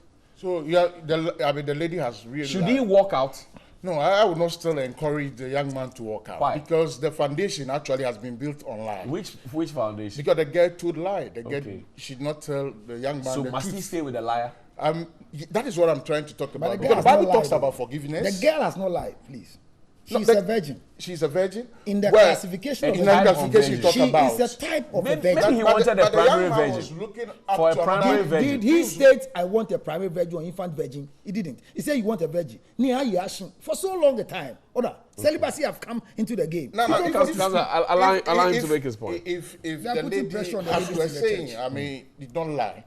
Well, the young man, from what we've listened to now, you realize that the young man is just telling us that he has been deceived by the lady. Nobody has deceived. And the truth of the matter is that we have to That is our responsibility. Is the church putting pressure on its members to stay chaste, be virgins, and which is what is preventing a lot of people from getting married? Because a lot of men would say that they would want to establish a certain relationship with the ladies. As Councillor was saying it, I look at it from two perspectives. We have one, being born as a virgin, and when that virginity is broken and you come to Christ, for sure and certain, that is a secondary virgin I'm talking about. And this is what we are preaching to our members to make sure they keep that virginity. Yes, so I don't know which one this young man was actually... So this lady in your choir, for example, cannot and that's keep... the first place virginity starts being broken. Slow down. They are the first window of hope for fornication to the church. They are the what? First window of hope for fornication in the church. Who fornicates with them? The pastors? No, pastors. At times the things the pastor will chop, the choir master has chopped long time. The choir. I've been a choir director for I know. years. Sin starts from the choir. So whatever the pastor perhaps would have... some pastors come and pick some for the choir to go and marry. No matter yashing. The choir master... I say the church is making people believe that when you marry a virgin, the marriage will stand. Please, virginity is not guaranteed for good marriage. But it's rather a burden. That's why I say that if you are a virgin... Why is it a burden? Look, you see, when you meet a virgin, a genuine virgin, you are in trouble. Okay. Because she has a particular diagram of breaking virginity in her mind. Some believe that during the breaking, friends says you hear... we take them through counseling. So please ask for the counseling. Ask for the counseling. Ask for the counseling you do at church. It's another preaching. Me at my office, I've seen most of the people you've counseled, they've come back and see you preach to them again, second service. But what I'm saying is that they have been told that when you are breaking your virginity, you hear some noise, you know, here. So as you are lying on her, she's expecting. So you can do all your service. After all. So you married her, you broke your virginity. But every time she sees you, go like, leaving the thing they say, because they've also told them that once you are a virgin, you get married, your marriage is so okay, it is spiritual. So they believe that. Prophet, when they are saying, is he not a counselor? No, Prophet. Yes. So the counselor might have not done his job well. No, but this is what you are doing to the girls in the church. That's why everybody wants to be a virgin. Some people have even doing cosmetic surgery. Yes. But let me tell you, as a health worker, there is no scientific proof. There is no mechanical proof of showing somebody is a virgin. Okay. So this man could have fallen into a jacuzzi that is naturally created by God. Okay. You can meet some women and you believe that their breast has been oversucked. But that is the gift God gave them when they were coming. Okay. No. Oh, it's a particular beans. Okay. It's not bambara. It's not a round one. Though. Okay. It's some beans that looks actually your bear. That is it's a type of breast. Is it a patramo? Are you talking about? It's like that. Okay. So when you meet a girl like this, so you can be discouraged after they've taken the breast out of. So people have some mentality that we are pumping wrong image into their mouth. But all virgins who want to be virgins with a good mentality, they should keep their virginity. However, whoever breaks your virginity, you need to give the person a gift. Should this guy leave? Should he stay? As for the young man must stay. He must stay. Prof, you say he should stay. Yes, Counselor, should he stay? Should he leave? This young man has left, but he needs counseling to get a new woman. Okay. He has left. If he continues in this marriage, he said he wants to leave. I say he has left because Prof, has he left? He hasn't, from what we've heard. No, from what I'm hearing, this boy, I'm saying it's my work. This guy has left. He's just in to punish the girl. Okay. So I say he needs counseling to get another woman to marry. Right. As for this girl, there is somebody waiting for. No, this guy has gone beyond amendment. Hey, 0277 Maleblo. Helayo to me. 6096 for Maleblo. JB. I think the young man can still stay. The young man can still stay. And we can still Counselor said he's already left. And I'm saying that he needs counseling, but the counseling is not to maintain this marriage. Counselor. It's for let this guy to look for a new wife with a better mentality. Are you saying that there's no way we can... There's a way. The way is for him to be counseled to walk out of the marriage on 0277 60. Why do you want to break the marriage? 40. The marriage is broken. And I'm already saving them to go to heaven, not to hurt themselves and go to Dobsu. So 0277 60 96 44. I read a research that says that poor men like big breasts and rich men like smaller breasts. Is it true? No, it's not about rich men. The thing is that poor men have nothing to offer. So when they get things like this, they use it as a collateral to keep themselves going. When you meet poor people, they have 4 children, 5 children, 6 children. Because rich man is using the energy for business. But they are better. one ewo. Ke ye one ewo. Koko yen fo nshi. Ne ke mono egaga. Me the craft. After the break, Wuta is taking us back to Mam Probi. Thank you very much, Councillor George, Cassius Luttrod, and Prophet David Ajima Bedu. We're grateful. I hope you enjoy the conversation. Keep the conversation going in your homes, and see you after this break. Sports is up next.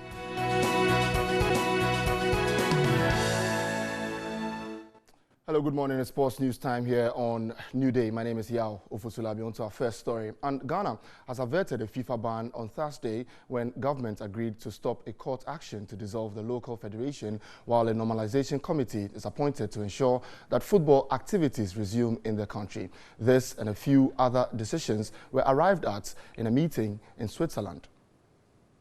The agreement between FIFA and the government of Ghana was reached on Thursday during a meeting called at the instance of the latter to avoid a FIFA ban. One of the major steps is the government will take steps to discontinue their bid to dissolve the Ghana Football Association. The government wrote to FIFA asking for further discussion on the issue, and they have now come to a consensus after the meeting. For what many Ghanaians have asked for, the statement also clearly states that the executive committee will no longer be recognized in Ghana football. FIFA says it will establish a normalization committee. FIFA also said they would consult government and CAF to appoint persons with integrity and competence to steer the affairs of Ghana football, among others.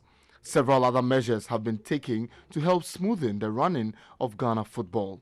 The Minister of Youth and Sports, Isaac Esiama, led the 5-member government team tasked to engage FIFA to resolve the impasse. Other members of the team that represented the interest of government in the consultation were Deputy Attorney General Mr. Godfred Yeboah-Dame and a Deputy Chief of Staff, Mr. Samuel Jinapo.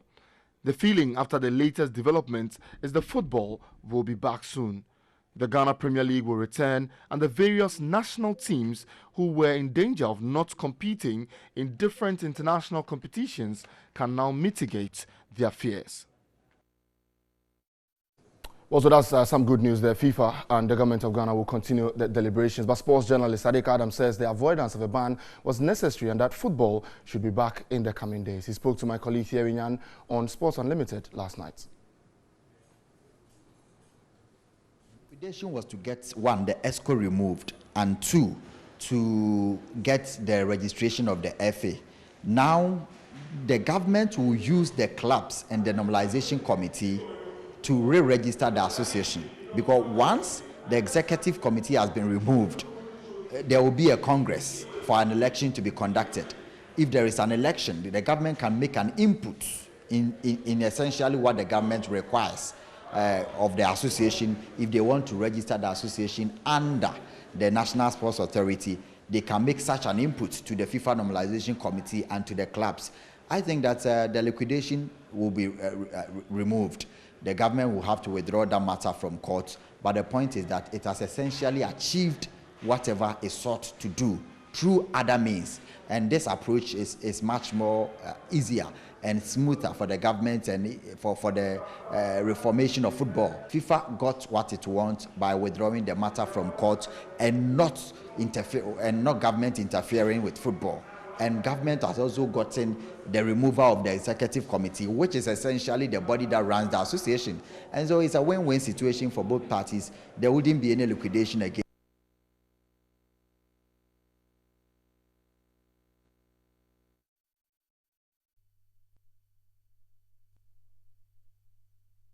The issue of government and FIFA trying to find a way to make Ghana football better. Let's talk some basketball now. And I mean, it's a 3-on-3 basketball event that's coming on, later next week. And, having the studio with me, the organizers of the event, they are going to tell us all about it. It's called Swift Hoops, and it's a 3-on-3 basketball. It sounds very exciting. So, Emmanuel Amwako is the brand ambassador for Swift Hoops, and then Beauty Labi is product manager for Swift.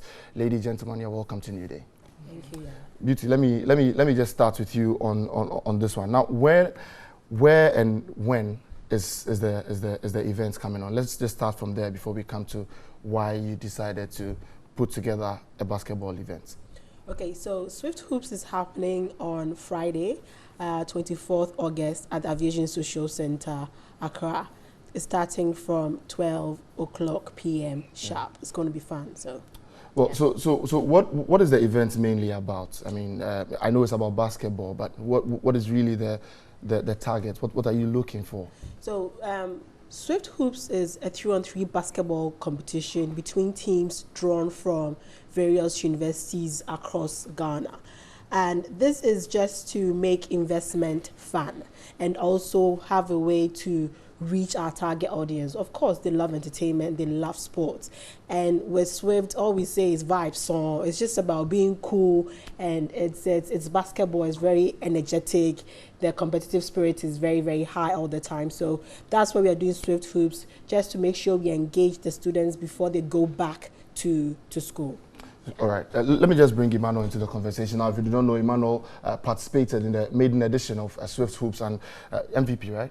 Yeah. MVP of the tournament. Now, Emmanuel prefers to be called Clock. So, Clock, tell us about your experience. I mean, how was it for you?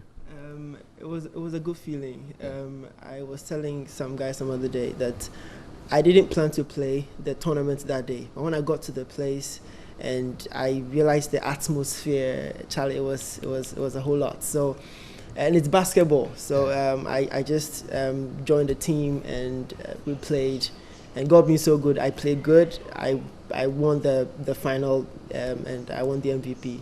So the experience was, it's not like I've not had the experience before, but Swift Hoops experience is just something different. Yeah, something different. So my producer tells me you've played basketball for a very long time. Yeah. I think he has monitored you on some courts. Yeah. What is different from what you've experienced and Swift Hoops? Well, Swift Hoops brings a lot of things on the table. Okay. Let's take the fun it brings on the courts, engaging everybody, not just the players, but everybody who is watching and all that, the Swift moments and the slam dunk competition and the amazing prizes they bring on board. I mean, it gives you that feel to play, even if you don't feel like playing basketball that particular day. So, well, it's just good that you brought in the fans. Now, Beauty, what should the fans expect when they come for Swift Hoops? Well, I cannot wait to see what Lamem Gang is going to do. It's going to be thrilling. They are going to show you what Godzilla really is. When they say vibe, Sony, you're going to have a real good feel of them. And for our fans, we have Dr. Dre Beats earphones away to give away for free. We are going to have a lot of games. There'll be snooker, there'll be football, a whole lot of things will be happening before. And they should just watch out for the crazy slam dunks. I'm sure they've not seen it in a while. They should just watch out. We have from all over Ghana, Ghana's best. Everybody's ready to show off. So fans, don't stay at home. Just make sure you come and take part. So how about the players? I mean, the teams are already set, and the prizes for the players seem very exciting. I mean, if you can just... Yes, of course. As I said, it's a brand that makes everybody feels cool. Yeah. So for the most valuable player, he goes away with iPhone X. And for the slam dunk winner, he goes home with an iPhone 8 Plus. Okay. They all get cash prizes, and of course, Dr. Dre Beats earphones. Those are pretty exciting prizes, really. Yes. Clock, your final words. The 24th is going to be a very, very massive day for every basketball lover in Ghana. So if you miss and you want to watch highlights on social media, it will be bad for you. Trust me, you have to be there to experience good basketball, good dunks. I mean, amazing basketball players coming around, and I'll be there. It's so sad I can't play. I mean, I want the iPhone X. He's disqualified. Yeah, I'm the brand ambassador, so you all have to be there, man. Right, and so you heard from Emmanuel Amwakweko, who's called Clock, former MVP of Swift Hoops, and also the brand ambassador for the tournament this time around. And Beauty Labi is product manager for Swift. My name is Yao Ofosulabi, and that's how we end New Day Sports this morning. We'll be back with some more sports news on Midday Live. So there you have it, the moment you've all been waiting for. We're going back to Mamprobi. Now, if you live around Choko, Kolegon, or Mamprobi, Agege, a bit of the Dansoman 205 area, you know that there's a lot of action that happened around the 80s, the 90s, and down the lane. So if you don't know, you don't know. But if you know, you know, and you will stand with us. Welcome, Uta, every year. Thank you, bro. Bugbas. Bagbus. Charlie, good to see you again. Same here. I like your dress. Super. Chapters. Wow. Yeah. This is good. I love yours too. I borrowed it. How is Uta doing? We're good. We're good. Wuta is good. We're good. We're very good. Currently, as you can see, we have a project coming on tomorrow. Okay. Hopefully. Unfortunately, my colleague is on holidays. Okay.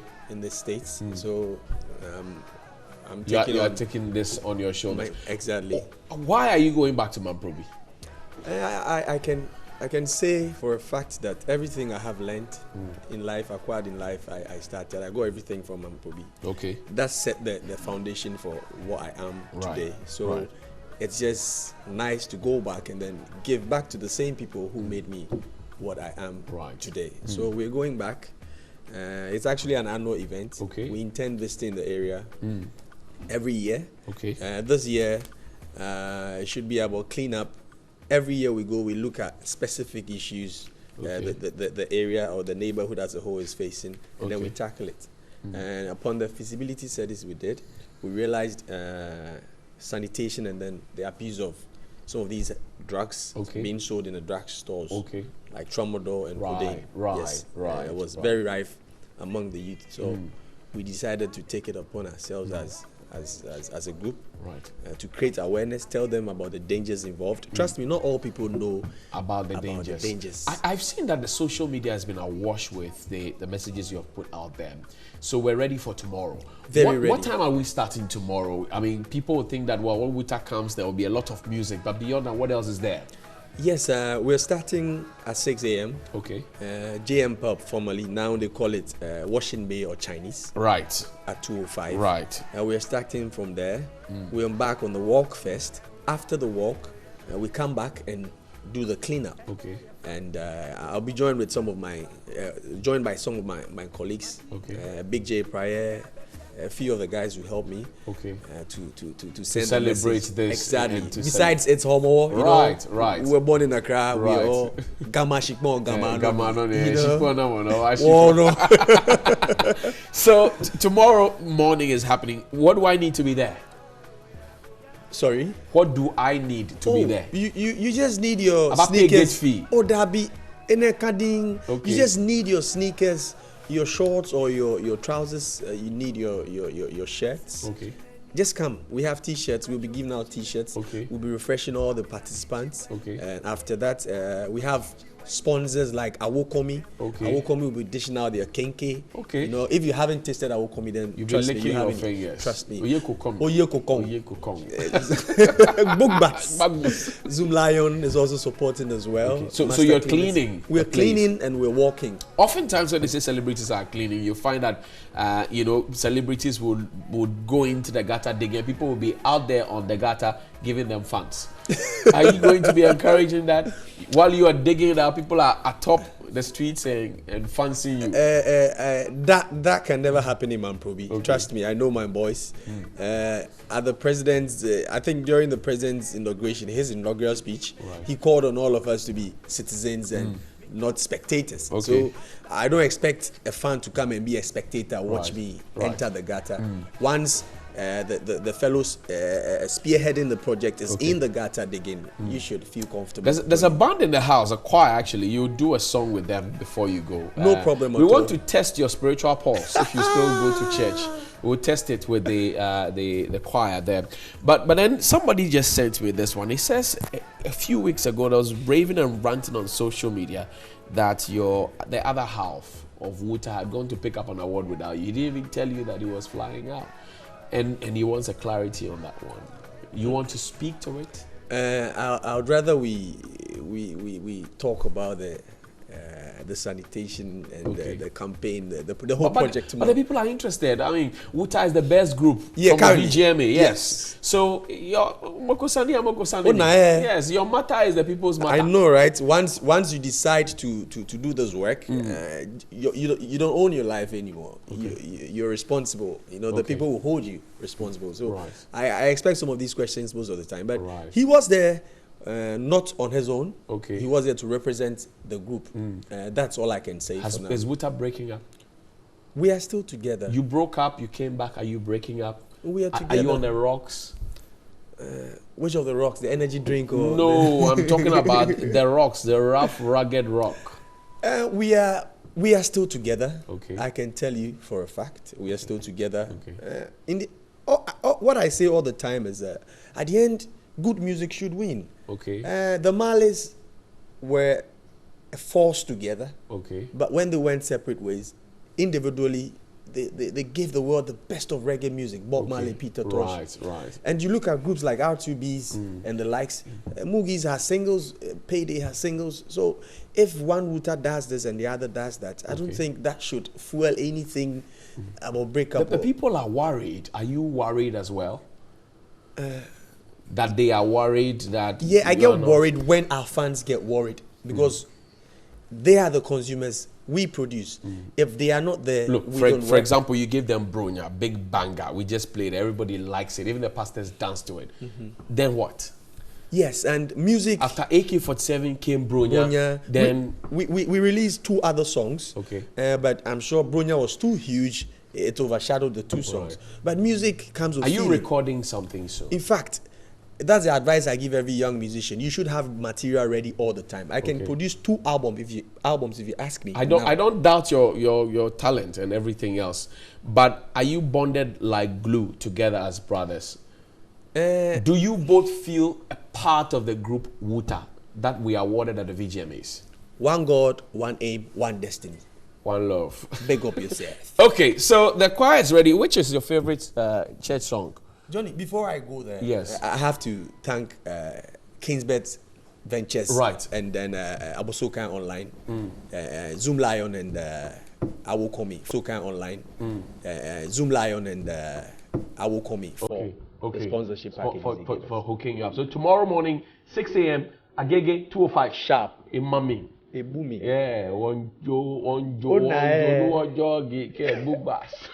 okay, so what we're gonna do is we'll ask Koko to play a song to bridge. Then you join the choir up there. And then, which is your favorite Christian song? Your church song? Oya Somo. Oh, it's okay. It's okay. It's okay. It's okay. You like that one? You like? Yeah, I like the key. Okay. So happy birthday, Frank Kojo Asa. This is from Daniel Tete Oklu here. Nana Kojo Afre. He says what? Joker. Is that the name? Okay. Happy birthday to you, Shushu Bampo, my brother. Yes, Shushu. Big up to you. Happy birthday, Samuel Kisi, bass guitarist. And good morning to you, Jonathan Syme. We'll be on Community Connect on 3FM 92.7. The Regional Security Council says no sprinkling of quick play outside the royal homes. We are going on radio to talk about it. Will the Traditional Council defy the security order? Meet me on 3FM 92.7. But Wuta is singing church song. I'll be taking the offering. I'll see you on Monday.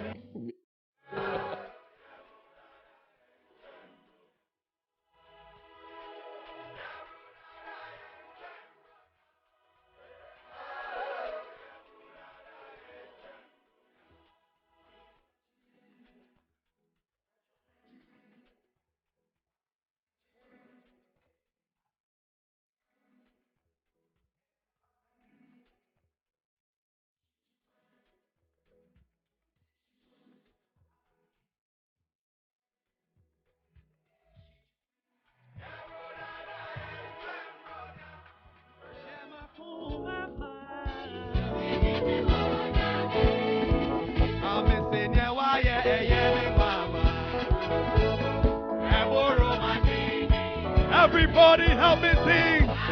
Ayeyi, Chamaku Mama. Ayeyi, Chamaku Mama. Oh, Missy, Ayeyi, Chamaku Mama. Anija Benamenya. Oh, Ahuto Benamenya. Oh, Missy, Anija Benamenya. Ahuto Benamenya. Oh, Ahampo Ninazo. Everybody sing with me. Oh, ba, ba, ba, ba, ba, ba, ba, ba. Anija Benamenya. Oh, Ahuto Benamenya. Anija Benamenya. Ahuto Benamenya. Ahampo Ninazo. Ahampo Ninazo.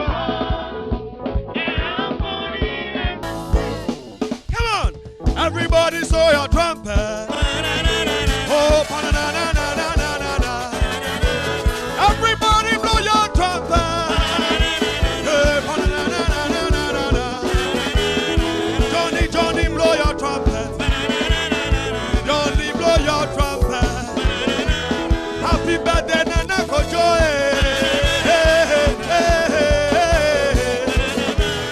Everybody blow your trumpet.